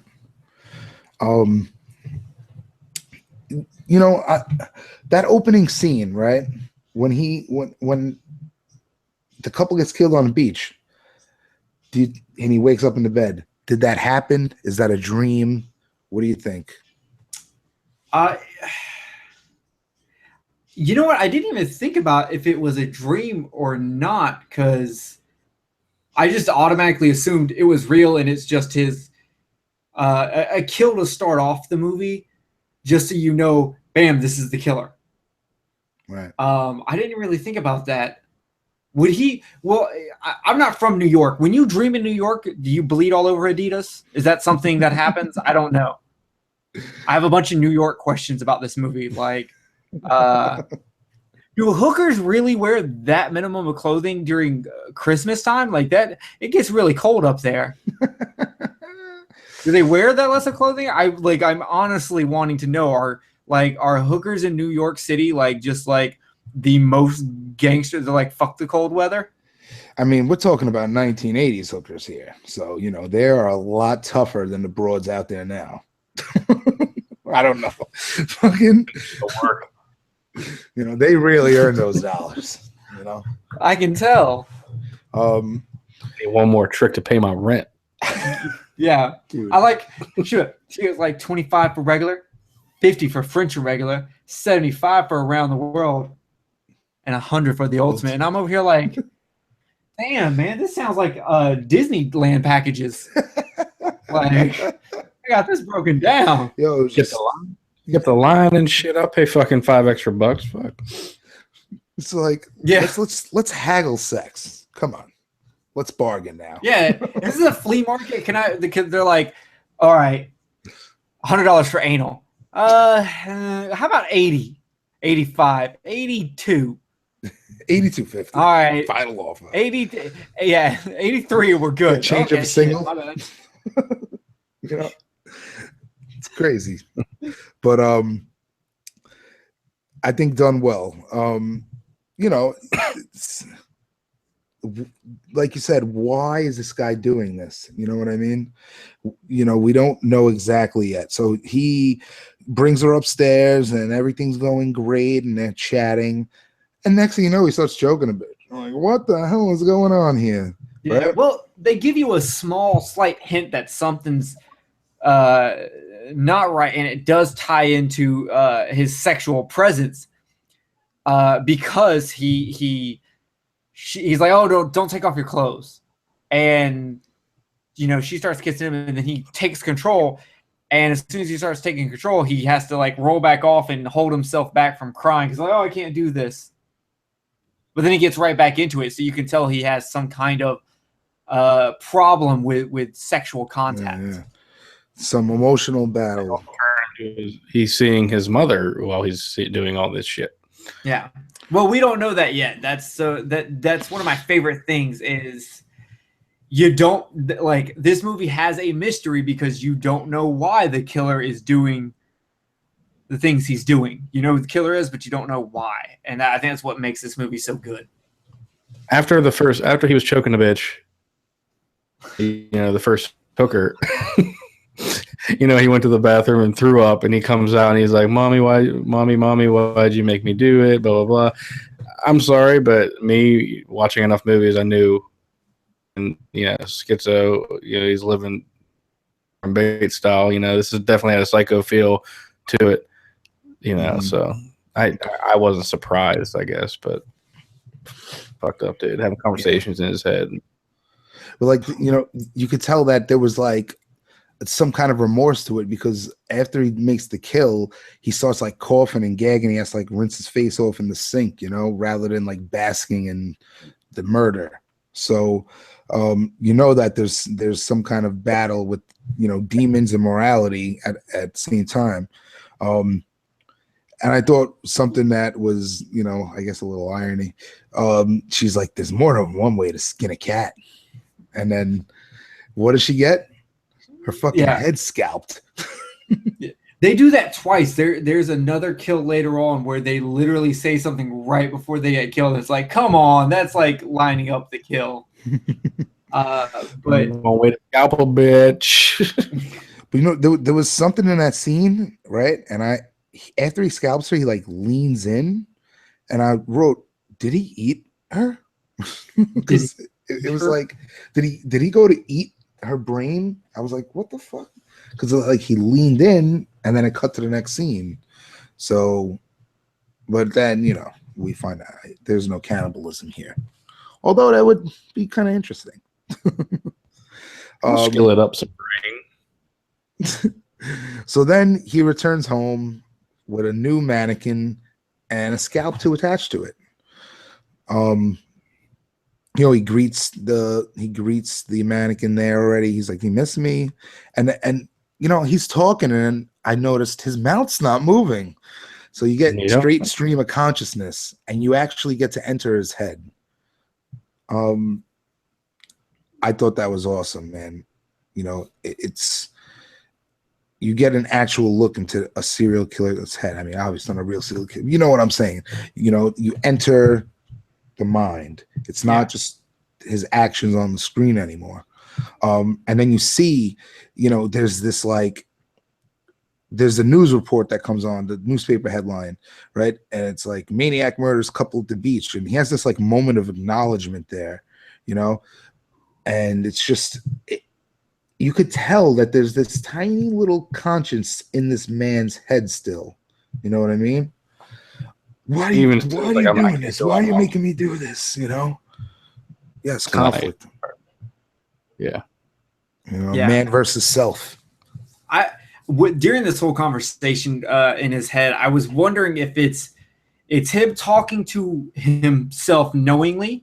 It's him talking to another personality that is like another form of himself, or if it was him talking to the mannequins, or him talking to his mom.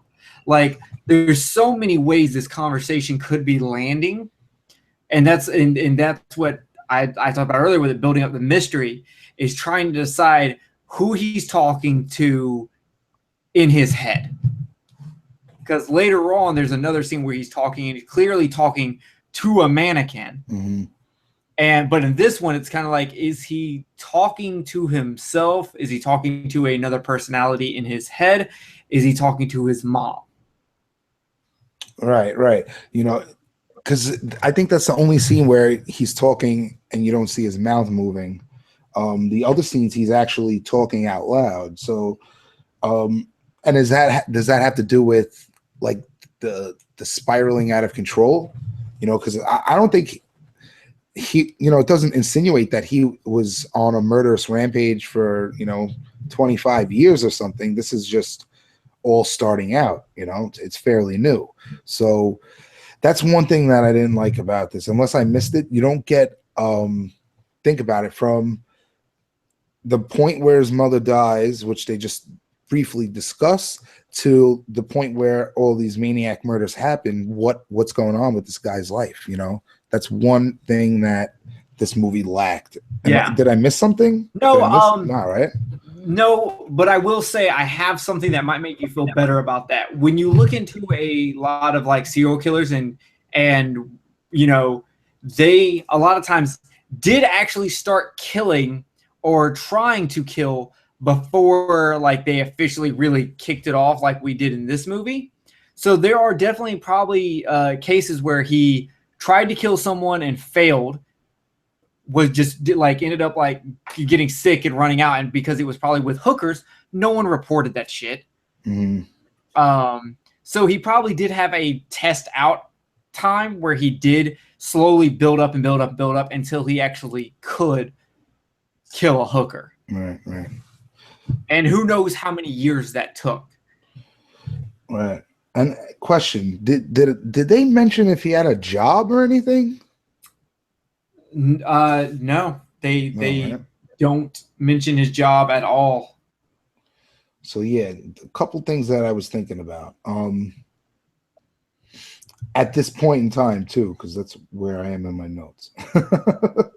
But at this point in time, he's like I said, he sees the newspaper about the murders on the beach, couple at the beach, and on that, I guess solidifies that the murders on the beach were not a dream.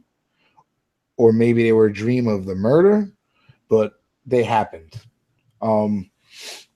So then he loads a violin case with a shotgun.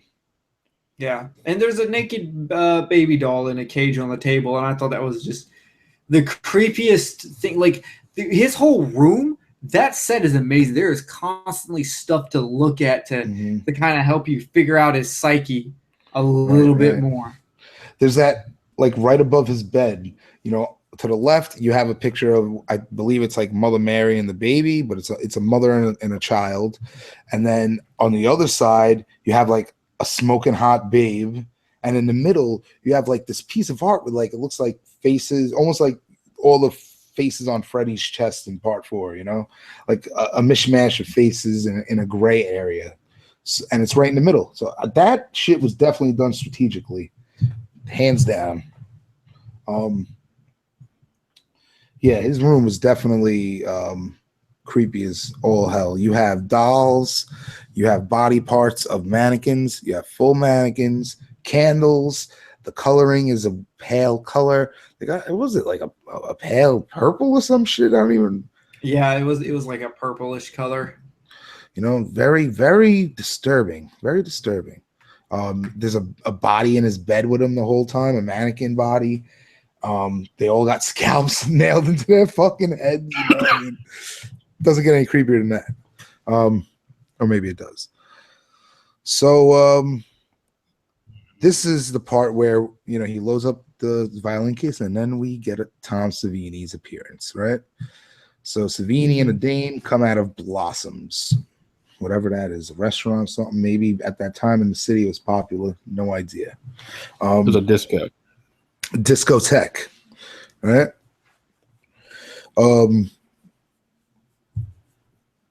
So she's like, my boyfriend will be home soon, and you get the little,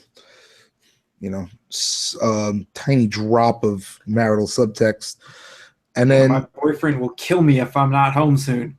Don't worry about it, sweetie. Don't worry about it. Someone else will take care of that for you.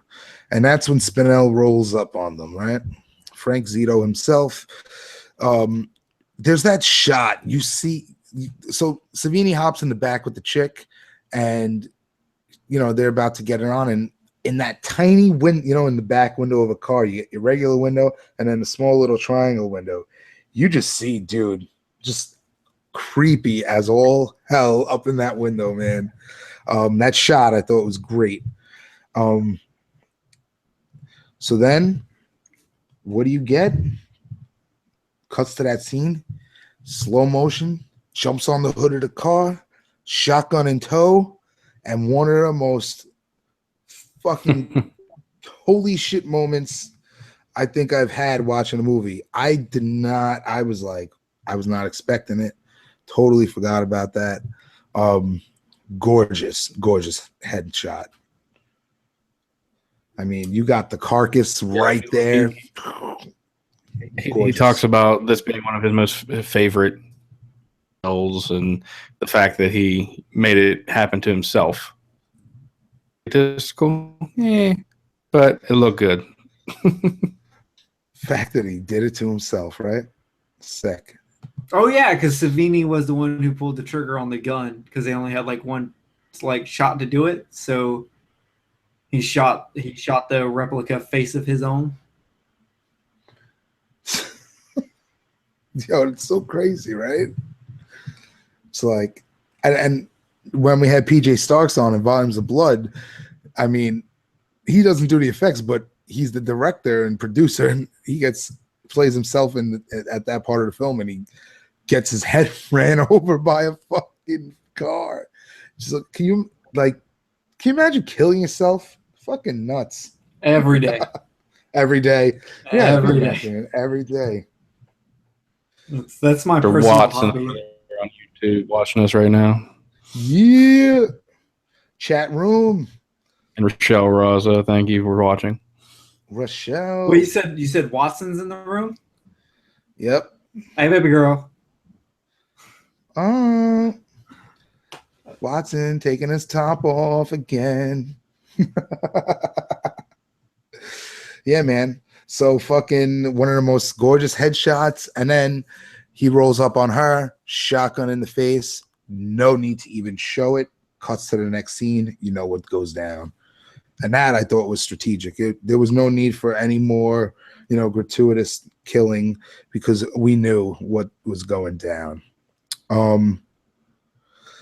So then it cuts to him. He's sitting on the edge of his bed. He's just like got this numb look on his face as the news report goes on about the killing under the Verrazano Bridge. And I just can't help because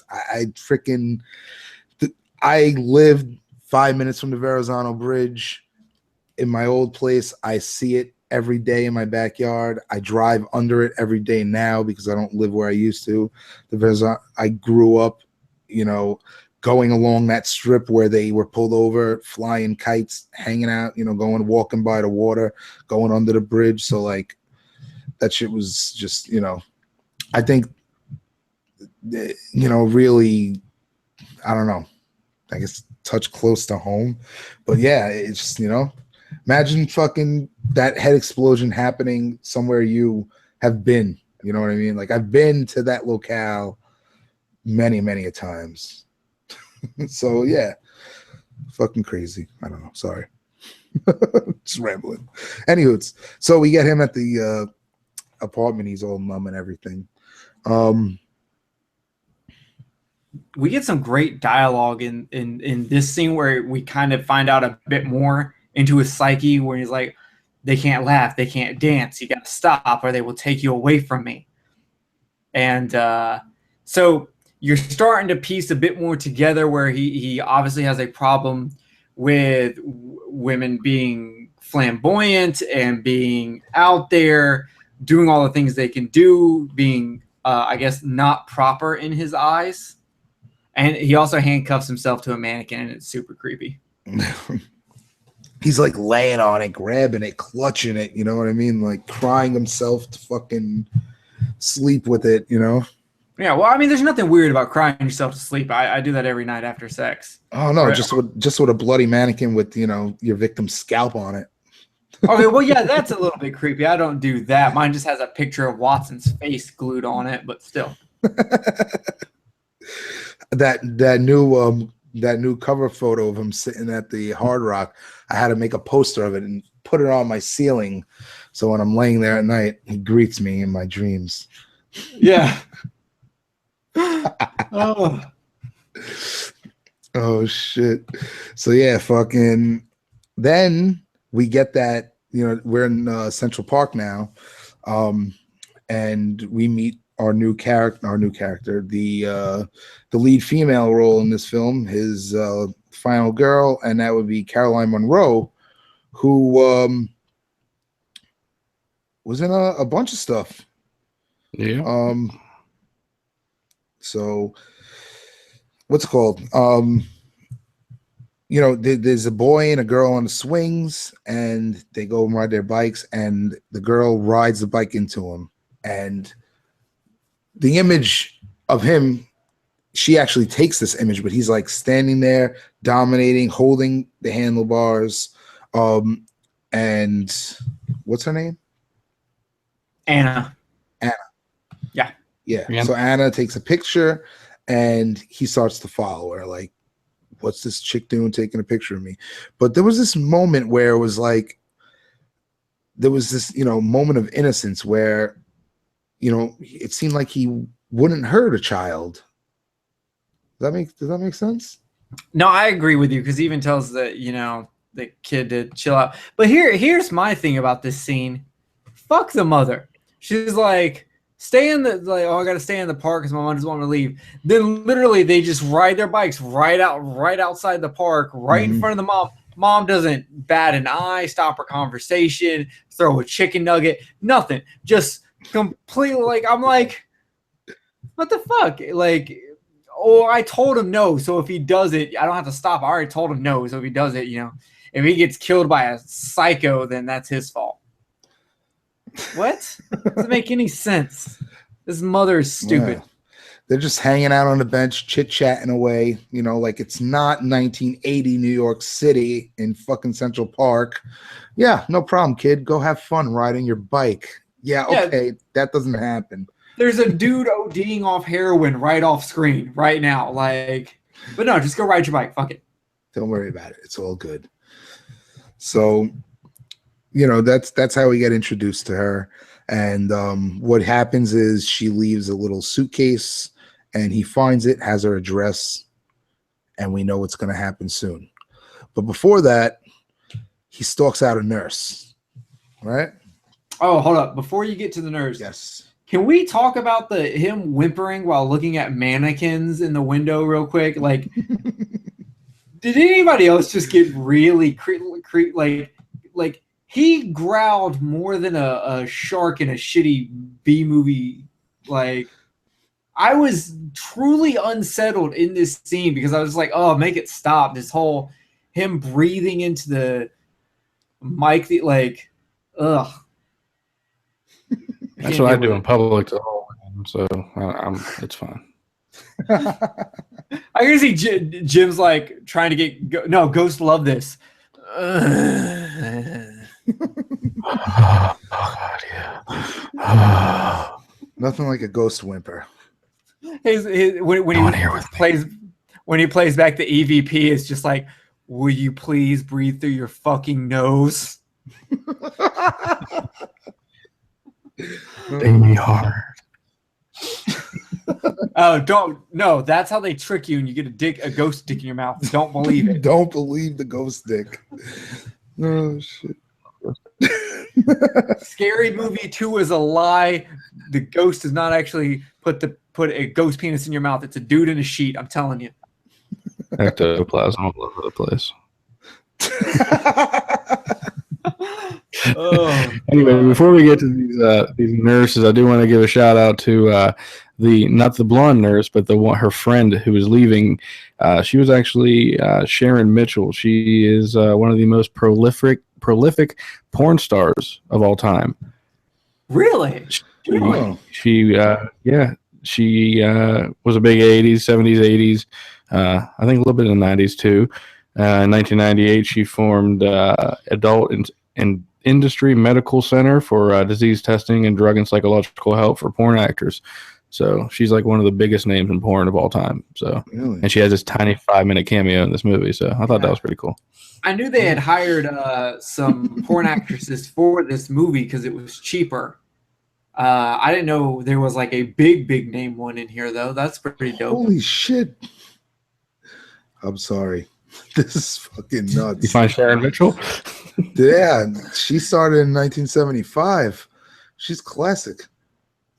Only on Slice and Dice do we just stop so we can watch porn. Hold on real quick, guys. I can play the audio. Y'all can hear it. And that's what separates us from DBP. DP. Porn is allowed. That's what separates us, the B.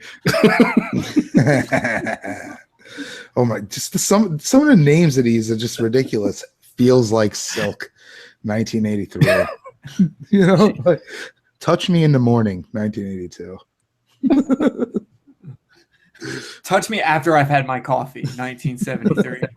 Lisa Meets Mr. Big. Oh God, I can't. Anywho, where were we? Blonde. So there's a nurse, right? Oh yeah, there's a nurse who is not a porn star, and this. Are you sure? No, I'm not. I'm not sure. Really, I was just curious. Abigail Clayton, I believe that's who played Rita. That is not a porn name. At no point. Wait, no, played Rita. Rita's the chick later on, the model. Oh, Not yeah, the nurse. Rita is the model. I was gonna say because Abigail Clayton at no point is a porno name. Ooh. No one changes their name for that. Actually, this chick was in Rawhead Rex. The nurse. Yeah, Kelly Oh, Piper. shit. Kelly Piper. Now that sounds like a porno name. Kelly Piper. Come on. Definitely. She starred in the TV movie Cocaine, One Man Seduction. Oh, is that the one based off the ZZ Top song? Oh gosh, loosely, tightly. So, you know what? This scene with the nurse, I think this is one of the best stalking scenes I've ever seen. I thought it went on a little too long. I understand building suspense and all that, but I don't know if I can forgive him for not checking that last bathroom stall. Like, come on, you're right there. Just do it. I think he was just toying with her. Yeah, he knew she was in there at that point. I think that's why he was waiting till she felt safe, and she even started, "I'm safe," and then, you know, right in the back. Yeah, I mean, starting from where she starts walking, right? It's it's just like a side scroller almost, and you see all, it's night, New York City. You see all these storefronts, and then she turns around and sees him. Boom, pace pickings up. I thought it was so fluid, so svelte. It was meant the way the camera work was, and then it gets fixated on a light or wall or something, and you hear this noise. You hear her making a noise, and you don't know what the fuck is happening. You think she's getting whacked, but it's really just her, just so frightened from the situation. And then, she ends up in the train station. So now we went from outside to a train station, into the bathroom stall, right? But what I think also makes this so important is there's a major shift of perspective, right? Because you have him trying to find her, right? Trying to find her. Then she gets in this bathroom stall, and it's almost like it gets flipped around where now she's looking for him. She's sticking her head out little by little, little by little. So there's a major shift in perspective there. And the suspense, I mean, like I said, I didn't know when he was going to pop out, but I was fucking sitting there. Then you get what? The classic bend down, come up in the mirror, right? All right, can you just bend down a couple more times in a row? Just that's the way. A wink on the way down. I I don't know. I did think it was a really good. I don't know. I felt like it went on just a little too long. And I have a serious New York City question. Are subways actually that, like, we don't know what time it is, obviously, but how often are they that empty? 1980, very empty. Really? Oh yeah. Oh yeah. I mean, because I've seen the Warriors, and I'm just like, I don't know about all this. Yeah, it's depending on the locale. Yeah, probably pretty desolate. You know, coming off a night shift. Okay, I'm gonna take your word for it because I didn't know, and I was like, I gotta bring this up along with the hookers thing. I need to know more about the New York City area for the scene to work for me. I've stood on a lot of creepy platforms at all hours of the night in my day. Yeah, Slice and Dice being the creepiest platform, right? Oh yes, the creepiest. No, but like you know, at night you miss that train. You're standing on that platform. You could be there for a good 45 minutes to an hour waiting, and you don't know. You know, depending on where you are, you might not want to be in that area. You know. Yeah, the whole Foot Clan could show up there, and then you gotta hope a Ninja Turtle shows up. Then you better have the Slice and Dice Dreadcast on your side, man. Pizza power. Yeah.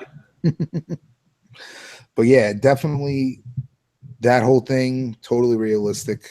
The bathrooms in New York City subways, be careful. Now, that whole thing where the classic trope of looking down and coming up in the mirror, I don't know, but when do when did that start in cinema? I'm really curious. Something I want to look into. I don't know, but I with Maniac, there's not a lot of me going, oh, they use this trope, because at this point, so many tropes or slashers were still being set up, POV shots, stuff like that. Like, it had happened before, but it hadn't been used so much for me to be like, that's a cliche now or anything like that. Right. Like Slaughterhouse, where it's everything in the book. So, and you know, why did he wash the blade off at the end? Like, yeah, here's the other thing. Like, not only did he wash it off, he did it with his own gloves, which I don't even care about the evidence part of it. Now your gloves are wet, and you got to go out there in that cold weather. You're not a hooker. You don't have the thick skin to keep yourself warm. Okay, Mr. Frank, call bullshit on that. No, because Joey, when you go out in the winter, you're wearing gloves, especially if you're wearing ones like that are fabric, that are like fucking wool or whatever. If you get those wet, your hands are going to be freezing. Yeah. Oh yeah. So I just don't see him doing this. I don't know. Why did the filmmaker choose to include this? You know, is it trying to make a symbolism to, like, trying to clean the taint? I don't know. Yeah. Clean the taint. Here's the other thing. He at this point, he's no longer like throwing up after killing. Like he now is killing. It's like, oh, let me clean the fucking blood off. But he still does it into his gloves and not properly. So maybe it's to show that while he no longer is feeling as much immediate regret, he can kill now without throwing up. He still doesn't have this down packed. He still is obviously making rookie mistakes. Wasn't he saying, like, yeah, you like that? This is how you like it, or some shit like that? Wait, what was that? Wasn't he saying, like, yeah, you like that, or isn't this how you like it, or some shit when he was stabbing the blonde? Oh yeah, I think he was. So I mean, yeah, that's just there's an evolution of how he kills and how he gets better at it, but at the same time showing you that this is not someone who's fully planned this out. He's very much, it almost seems like an opportunist. He sees it and goes, I got to kill that one because it reminds me, and then he goes and does it.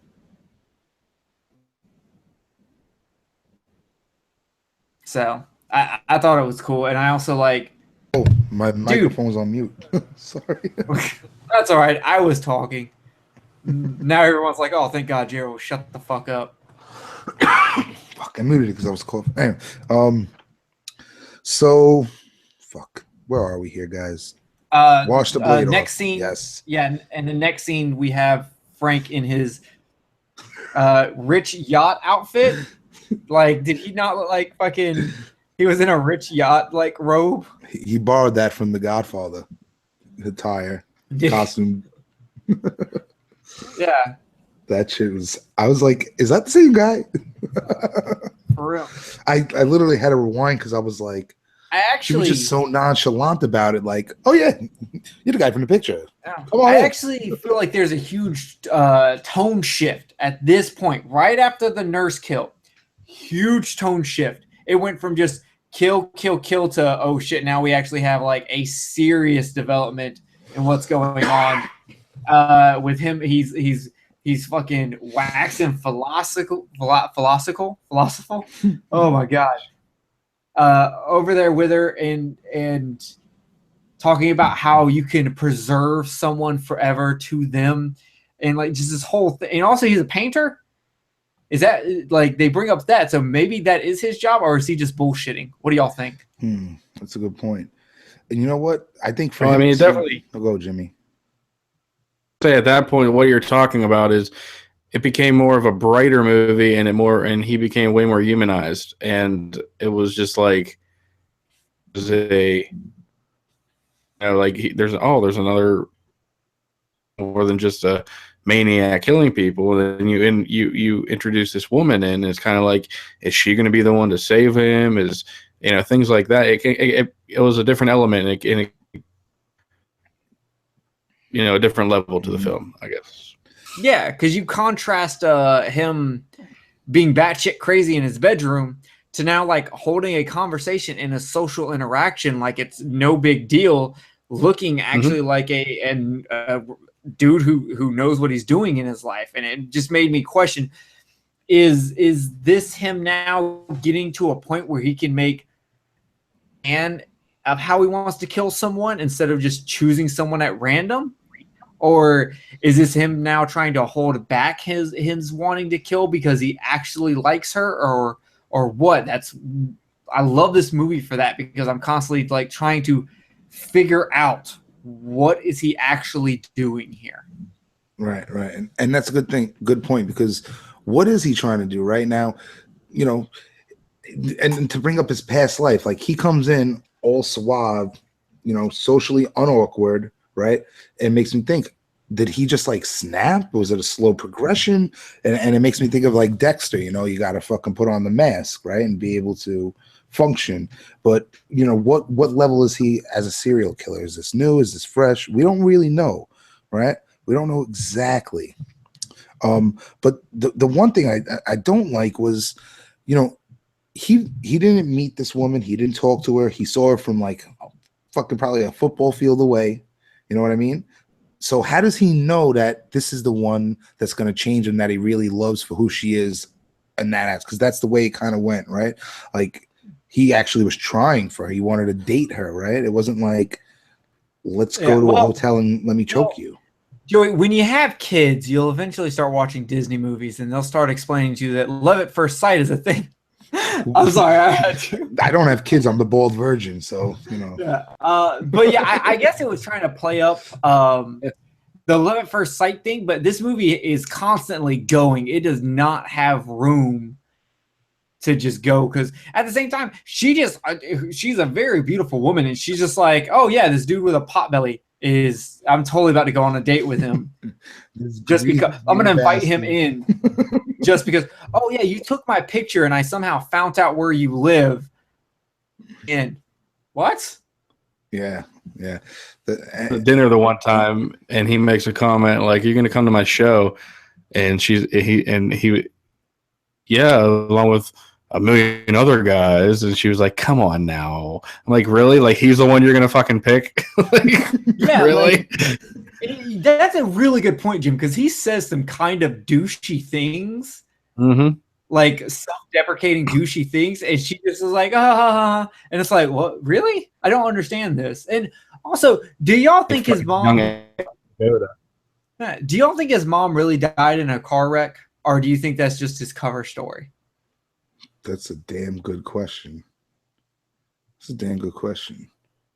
Because like, if she died in a car wreck, why are you trying to like,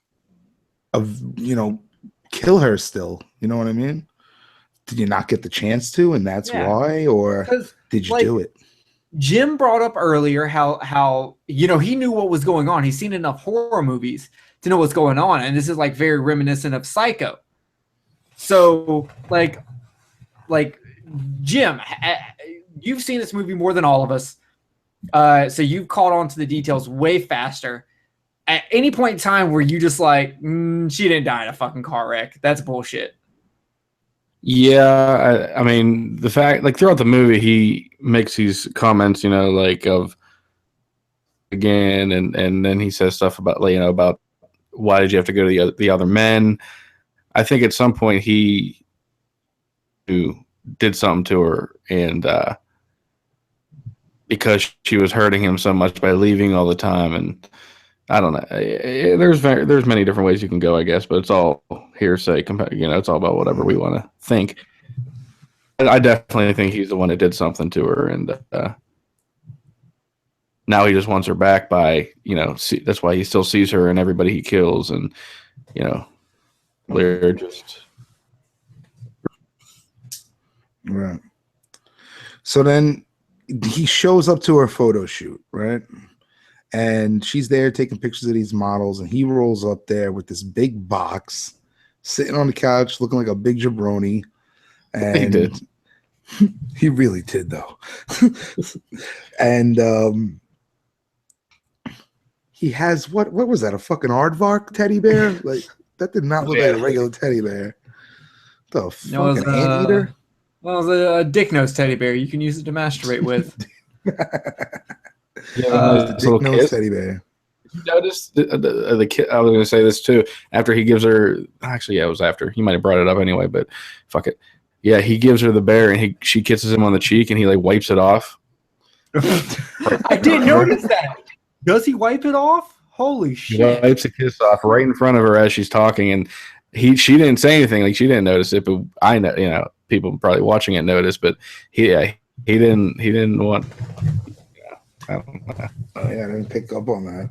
I didn't either. But that's also because in this scene, I'm constantly still trying to figure out, does his illness allow him to play along in a social interaction as a sane person until he can accomplish his goal, or is he pushing back his mental illness because he has such strong feelings towards her? Like, at this point, I really don't know, and I'm so focused on that I didn't notice something as big as him wiping off a kiss, because that's actually very telling to me. That makes me think, no, his mental illness is allowing him to accomplish his goal. So thank you, Jim. Now I know. Right. And there's a scene where they get into the car. He goes to pick her up to go to a movie, and she kisses him on the cheek, and he's like, oh, what'd you do that for? Oh, I just took that as playful, like, oh, why did I deserve that? Right. Well, put that next to the face wiping. You got a little more subtext here. I want to do you think that one plays out different? Like, he didn't wipe that one off. He accepted that one and instead just made a comment. Does that mean he's more into his role that he has to play so that he can get her in the end, or is he developing feelings? See, I'm conflicted here. Right. What? Because like, look at the strategic way he kills Rita. Right, he gets the necklace. Right. Yes. Knocks on our door. Oh, you left this. Clicks the little lock, which I was like, holy shit! I haven't seen one of those locks in ages. Like, that used to be the lock back in the day. Yeah, because that really helps with what y'all brought up earlier with him playing with the nurse. He's starting to get to a point where he's planning it out more and doing that stuff. Because you got to think, even when he's sitting there watching the pictures being taken, you can hear him whimpering again. Mm-hmm. Yep. So with that, and then him taking the necklace, you obviously knew what he was going to do. I actually, for some reason, when I first saw that, I thought he was already going to be in the house when she first showed up. Mm-hmm. But then, like, that was just stupid of me, because how would she know where she lived? So, but I was wondering what he did to the door. I saw he did something to the door, but I didn't know what he did. So I'm glad you said that.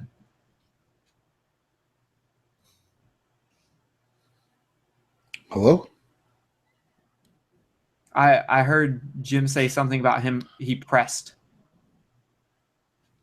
But what's funny is I do remember those locks, and they were loud. Like when you clicked it, I heard them click that fucking button.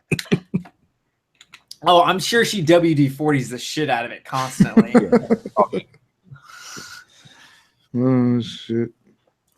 So then he sneaks in there and basically here's where he like really unloads about his motive, right? He thinks the woman are his mother who are abandoning him because something about him hiding in the closet when she was with all the other dudes. Right? Yeah.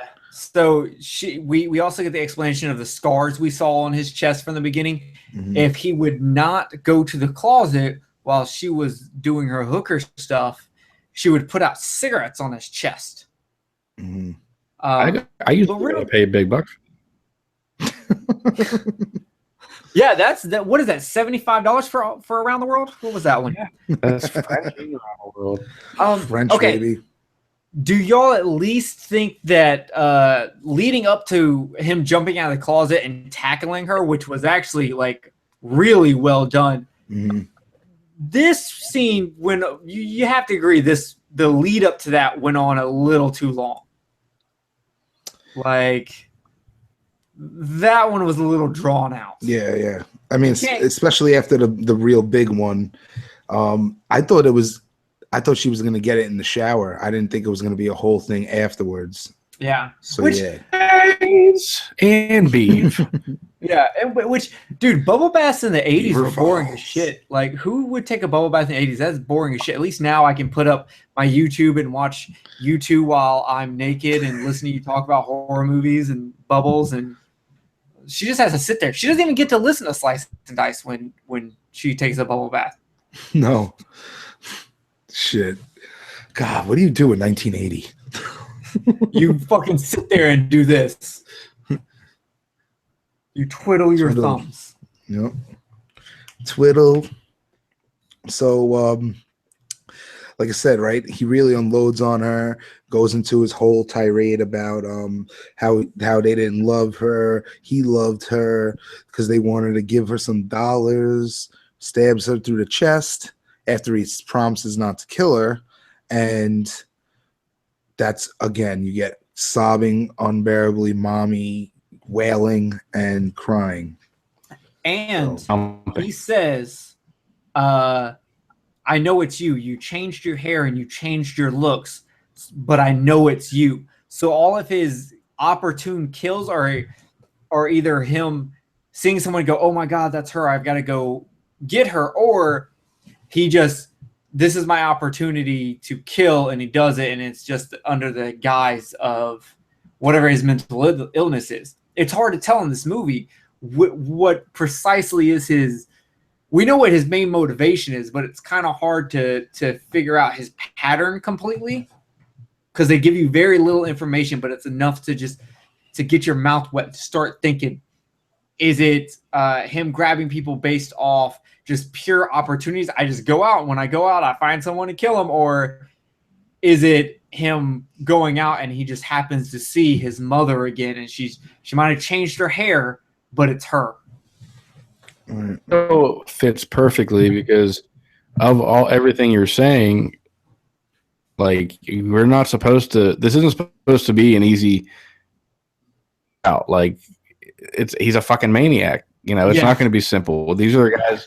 If they get caught and they go to these fucking asylums and shit, they're there for life with daily and trying to figure out what the hell is wrong with them. You know, and we're not going to figure it out in an hour and 20 minutes. Yeah. No. But it does open up the door to conversation. Echo.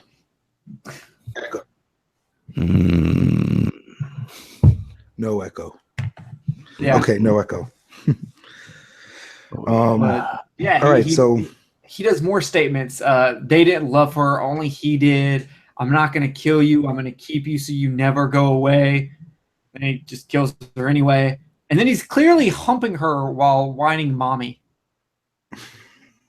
Which makes me go back to that bitch did not die in a car wreck. No. He did something. Yeah, he did something. He was fucked up, man. So then we get the finale of the film where he asks Anna out on a date. And, before they can do that, they got to stop by his mother's grave to drop a wreath off. So, I find it funny. He's standing there saying Hail Marys and everything. Again, there's this consciousness, this, morality to him. Although his morals are not the norm, to him, they make sense. He's respectful. He did go to Rita's funeral. He did. What a nice guy. What a nice guy. And it's like weeks later now because she's like, thanks for coming to the funeral and everything and being there for helping out. Yeah. He starts losing it here. You can't stay gold forever, pony boy. That's right. So they're at the graveside of his mother and he's saying his Hail Marys. And next thing you know, he says, Rita knew, right? Rita knew who. And she's looking at, well, Rita knew what? Boom, starts choking. I mean, this dude loves choking. So maybe he choked. I mean, you get the flash to the mother, when he's choking the victim. So maybe he choked his mother out too. He's not very good at choking because even when he choked out the first hooker, I was like, dude, you need to squeeze tighter. She can literally still yell. Yeah. I can't believe I passed over that on my notes. Dude, how can these people fucking talk while you're being choked? Lost my train of thought. Sorry. I think he did. If anything, he killed her after she was trying to, hurt him with the cigarettes or something like that. Maybe it was self-defense, and then he just lost control, and that's why maybe he regrets all of it. But he just went crazy after that. Yeah. Yeah. So I will say that there is, at this point, this scene is a cliche, though. Just running through the cemetery at night when it's foggy. Every horror movie's done this out. So I will say this one is a cliche, but they put a nice little spin on it by having her hit him with a shovel and getting away. Mm-hmm. Right. So she gets He away. he just leaves her. Yeah. He's just holding his arm and that's it. The voices take over, You get all these voiceovers, don't lock me in the closet, you've been bad, and all this stuff. And he heads back to his mother's grave. So he's over there clutching his arm, weeping. And again, another moment I totally did not remember. Boom.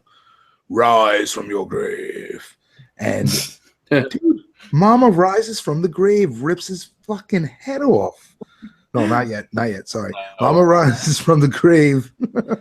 I'm jumping the gun. I'm sorry. All I can picture is like her coming up as the werebeast from Altered Beast. Because you said rise from your grave like it does in your grave. Exactly what I was doing.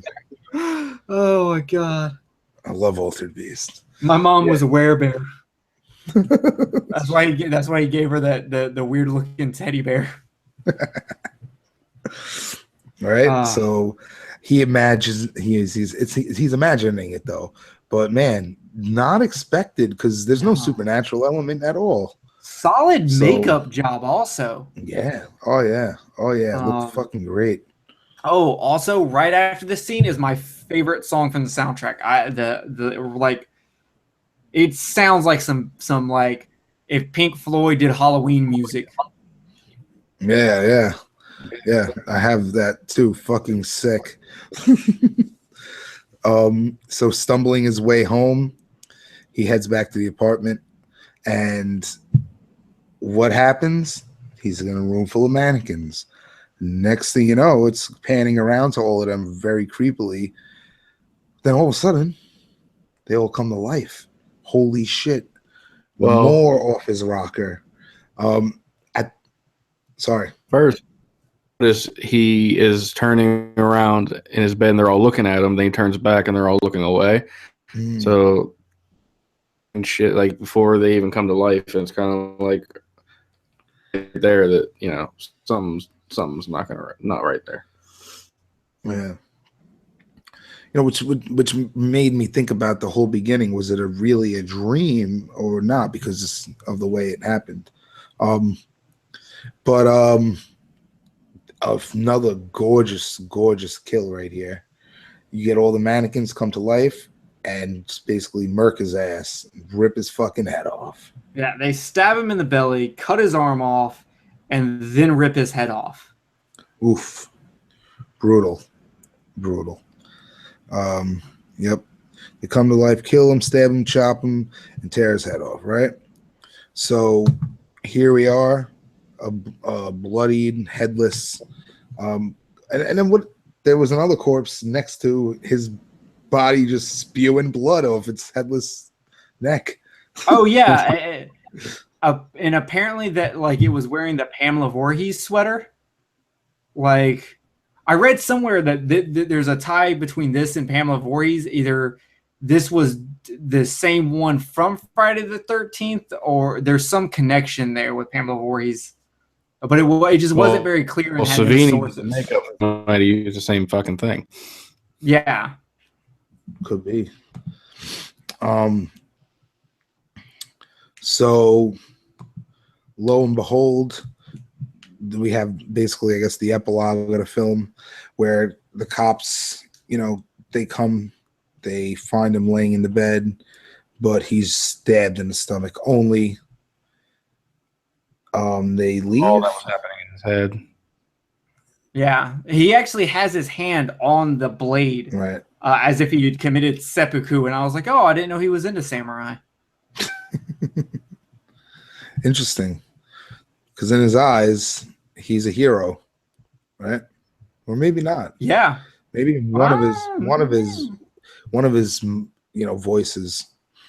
But then you get what? The eyes open up. Frank Zito still alive. Maniac pops on the screen, and here we have the end of the film. Anybody's idea of why, like, how the cops just like backed out casually? Just walked in. They You see these mannequins? No, fuck this. I'm out. I'm done. Too creepy for us. Oh, he's already dead. Okay, bye. It's like, oh, he's already dead. Let the not the suits, the other ones, the uniforms take care of it. They didn't even check his fucking pulse. No. No. Like, Sure. come on. He's a dirtbag to them, you know? They were probably like, hey, I wonder if this apartment's rent control. Maybe we should try to just throw his body in the river and keep it. Preserve. So here we go. We have the finale. What do you think of the ending, guys? Was it obviously to keep a sequel going, but did they need it? Should they have ended on his death? What do you think? I think it worked out fine just because, like, getting stabbed through the stomach does not necessarily mean you die. So there is a chance he is alive. But I do think it's dumb that the cops didn't check his pulse, because any cop, any detective would have checked the pulse. So that's kind of stupid. But other than that, I thought it was fun. I thought it was a good, like, it's a horror movie. You have to have that last minute jump scare. That's right. That's another cliche thing, but you kind of have to have it. It's made it's way more believable than the Slaughterhouse one. Oh, for sure. I thought it worked. But what I thought, what's more important is I thought the last like 14 minutes of the film really worked, from when they enter the graveyard, even though, like you said, run through the graveyard cliche, that rise from the grave, the mannequins come to life. That shit was awesome. Especially the mannequins coming to life, man. I mean, that was phenomenal. Really, really well done. So yeah, I thought the film ended strong. Yeah, man. You know, I mean, what do you think? You know, Spinell wrote this film, right? And somebody else directed it. But like, what were they going here at 1980? You know, Halloween had just come out. You know, the slasher's now on the rise. I don't know if this or Friday the 13th came out first. I have to check dates, but we're talking about the same year. Oh no, look at this. Released March 1981. So this comes out after Nightmare, after Friday 13th. I wonder which one was in production first, though, because with a lot of your independent films, they get like production wraps, but it takes forever for like them to actually come out. Right.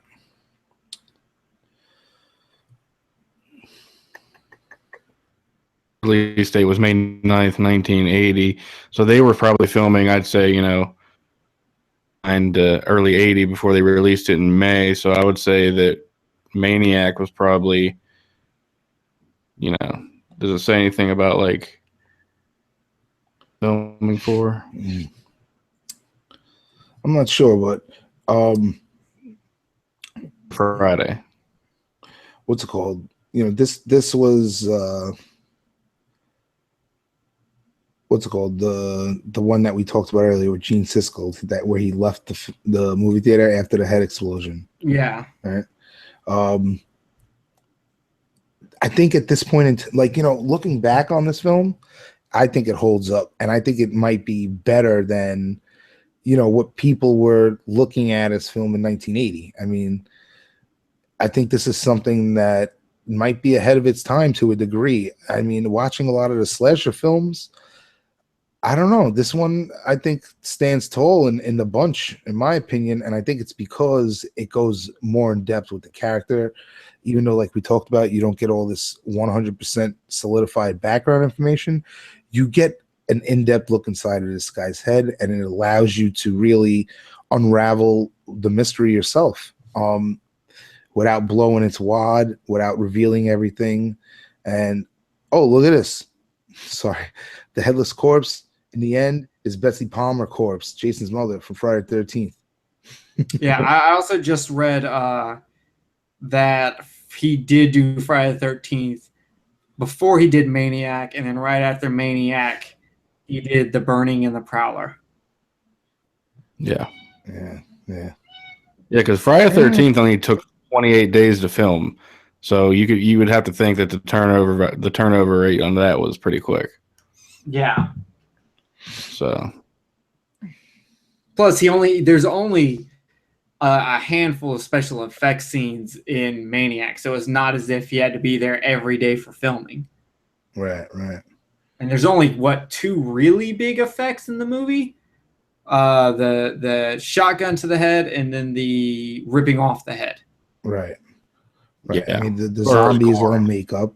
Oh, and the zombie. Yeah, you're right. Right. But that's like mostly makeup rather. I mean, it's all makeup, but no actual gore, rippage, explosions. It's just person in makeup.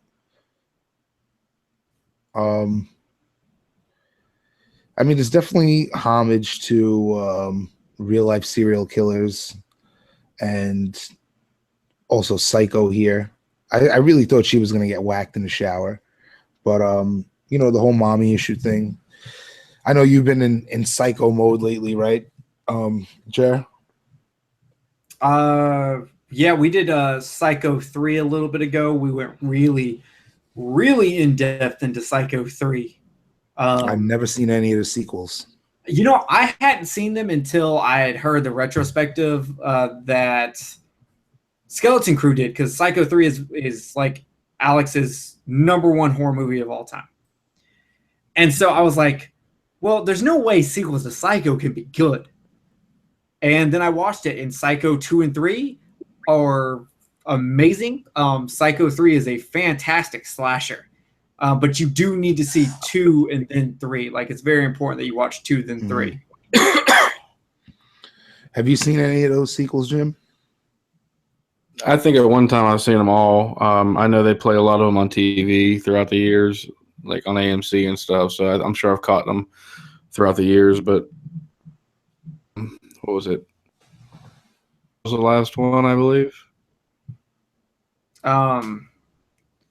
You had Psycho 4, the beginning, where he like calls into a talk radio show. Yeah, that one. That one's kind of horrible. Yeah, that's like the last one I remember seeing. So it must have been one of the last ones. There's a DVD that has 2, 3, and 4, a multi-disc thing. I want to get that when I get a chance. What's it called? I'm interested to see what Michael thinks of this, because this is actually one of Mike's, I believe, one of his favorite films. And recently he saw the movie at the Alamo Drafthouse, and there was a Q&A with what's his face, the Lustig. So I'm curious to what Lustig was talking about in the Q&A, because I went recently with him down there to see Freefall. What's his face's new movie, Ben Wheatley's new movie, and just hearing him talk about process and everything after the film for a half hour was so enlightening, so significant to like understanding not just the film but the filmmaking process. I thought it makes me really want to look into the process more. Doing the podcast, doing all this the past year, I mean, really, it's total game changer looking at film. I'm looking at it the way I look at literature and writing and lineages and everything behind it. So something that I think needs to be, looked at. Process is super important. Agreed. I agree with you. Agreed. So Maniac, I mean, is obviously, what the fuck is that?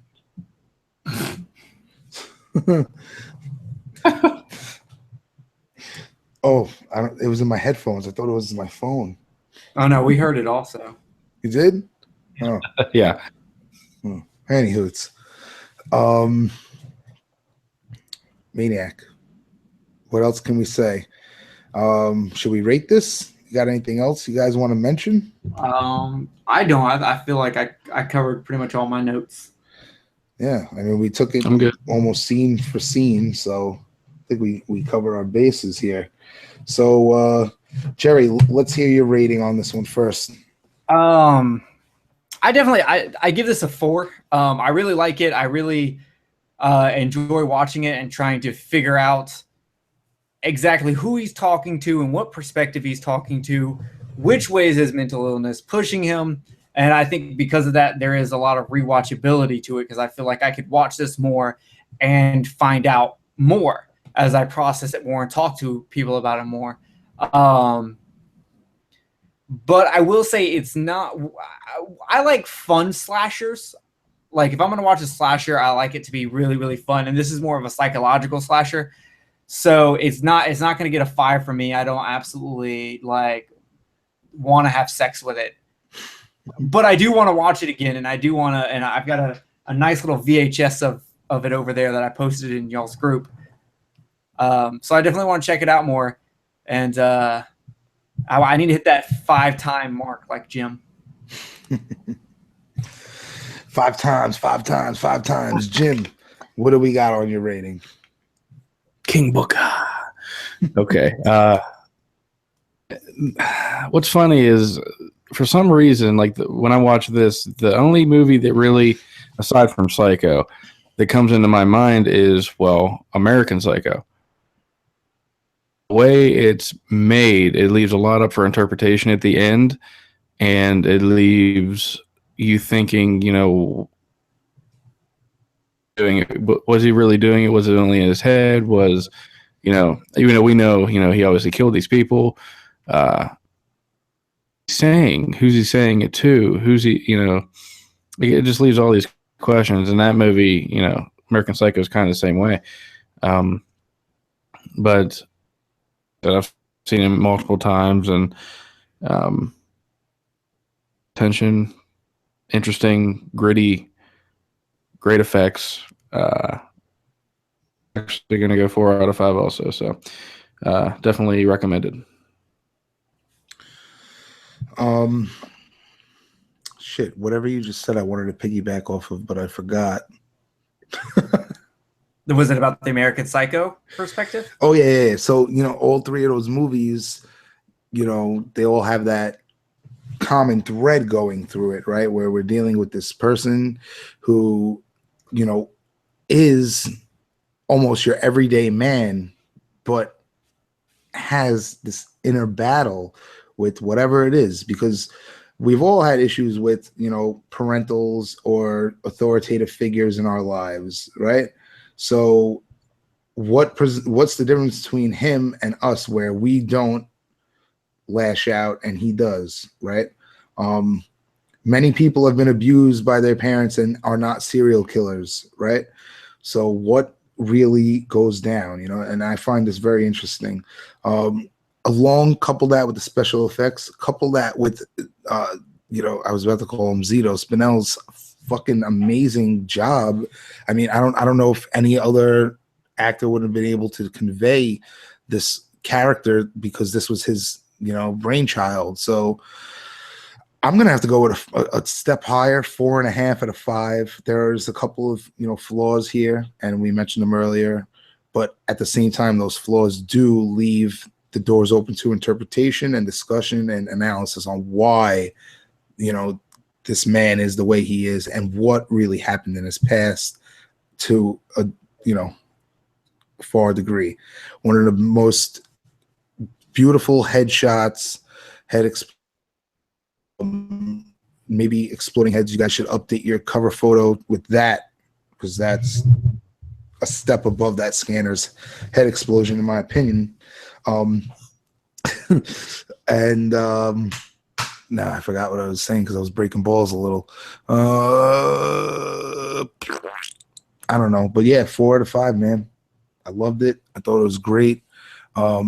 I'd like to, check out DVD commentary on this, know more about the process. And yeah, man, 4.5 out of 5 for Maniac. Now I wanted to bring this up real quick. The remake, the reboot with Elijah Wood. Have any of you seen this? Yes, I actually liked it. I put it on with a buddy. I fell asleep in the first 15 minutes. He watched it. He liked it. I might give it a shot. I don't know how I'd feel about it, though, because I'm really, I don't know. Do they capture everything that we talked about that made this movie special? It's much more polished. Like, it doesn't have the grit that the original has, but I do think the performances are great. I do think it is interesting. It just doesn't have, like, this movie starts with a punch in the gut and keeps going. That's where the remake is much more artistic and much more like we have a budget we can use. So I know a lot of people don't like it because of that. It doesn't have the impact. It's like Last House on the Left versus its remake. The remake, while a much better done film, has no punch whatsoever. So it's the same kind of thing. So if you enjoyed the Last House on the Left remake, you'll enjoy the Maniac remake. Is about how I feel. All right. Didn't they focus a lot more like on the mannequins or something in the remake? Yes, yes, that's actually, you know how we talked about what was his job in this one? In the remake, they answer what his job is, where he gets money. He's a mannequin maker? Yes, and it's a family thing, and so it ties more into the family. They kind of answer more questions in the remake. You don't have to think as much. They kind of hand it to you. Yeah. I really enjoyed this, and I'm like where Jerry, you like the more fun ones. I'm the psychological guy. I like the more serious tone films. So, I think that's why I probably like this a little more. but also, again, this is the beginning part of the slashers. So, if this was made in 1988, yeah, it might get a 3 at a 3.5 or something. You know what I mean? But this was 1980. This was, like I said, a real.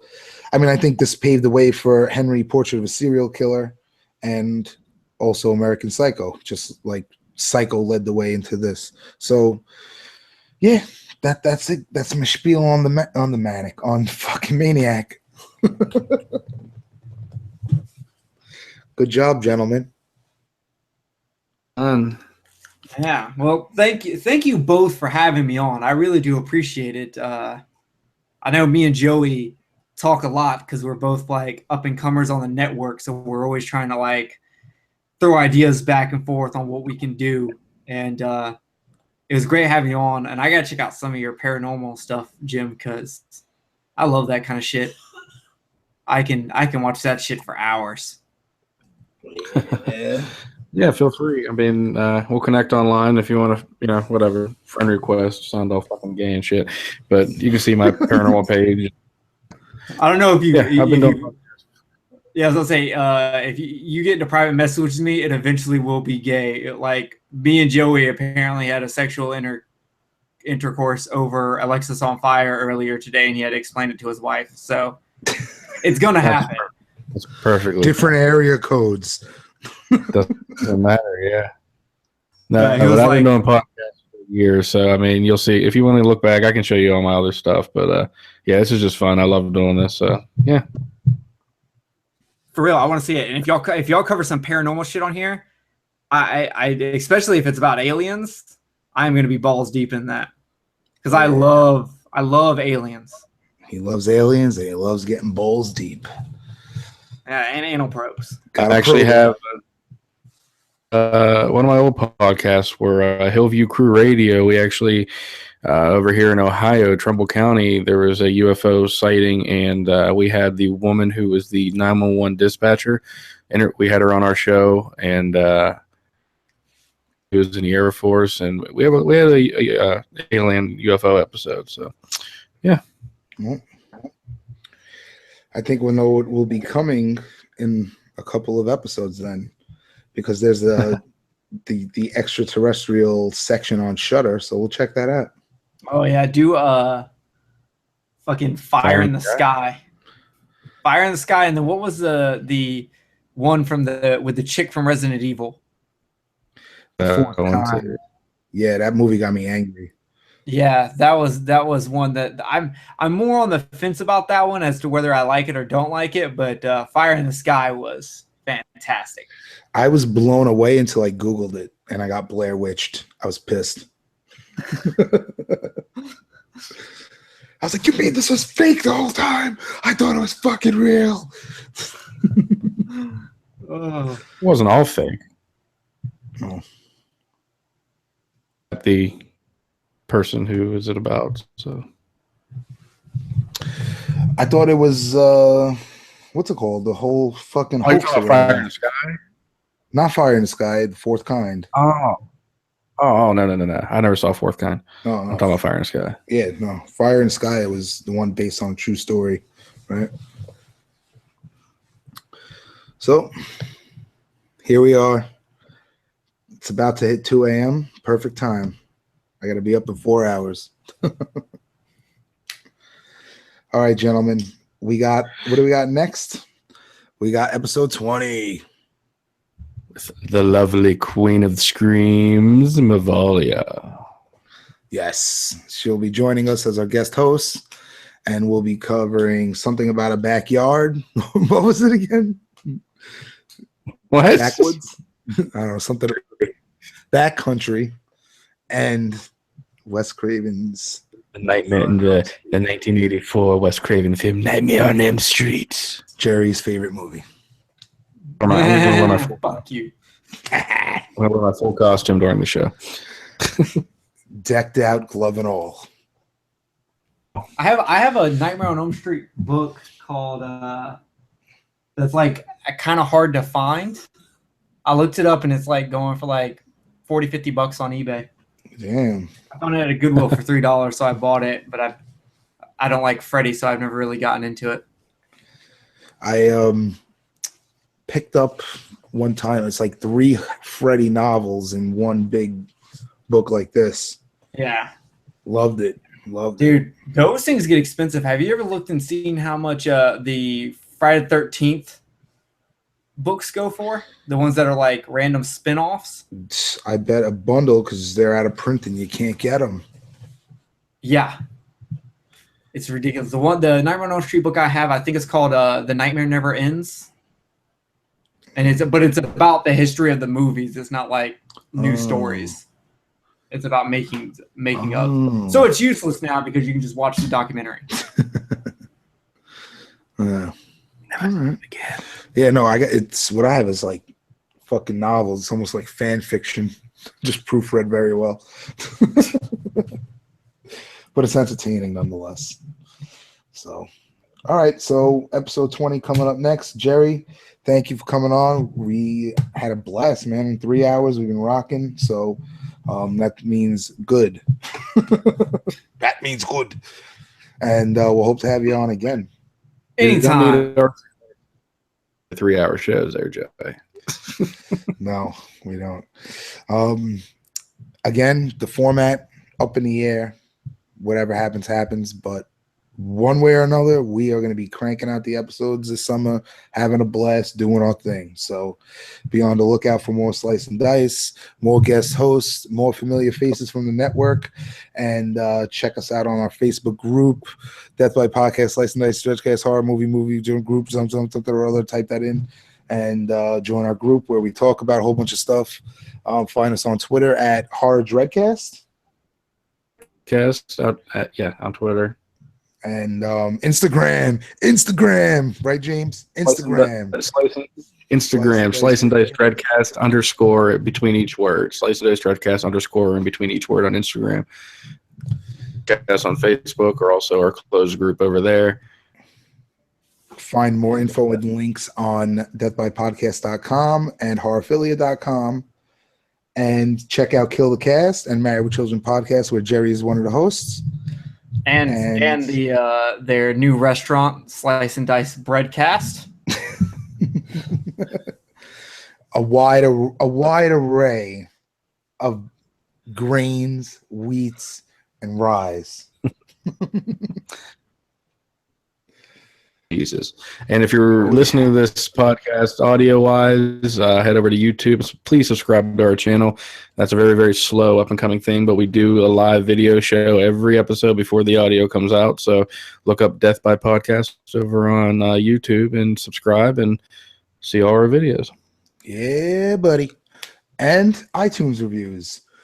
Apparently they're a good thing. So whether it's a positive or a negative one, drop us an iTunes review. That'd be swell. And that's it, folks. It's been a pleasure. Have a great evening. Have a great day, depending what time you're listening to our podcast. Fare you well. Night. And I'm glad I could come and make this show worse.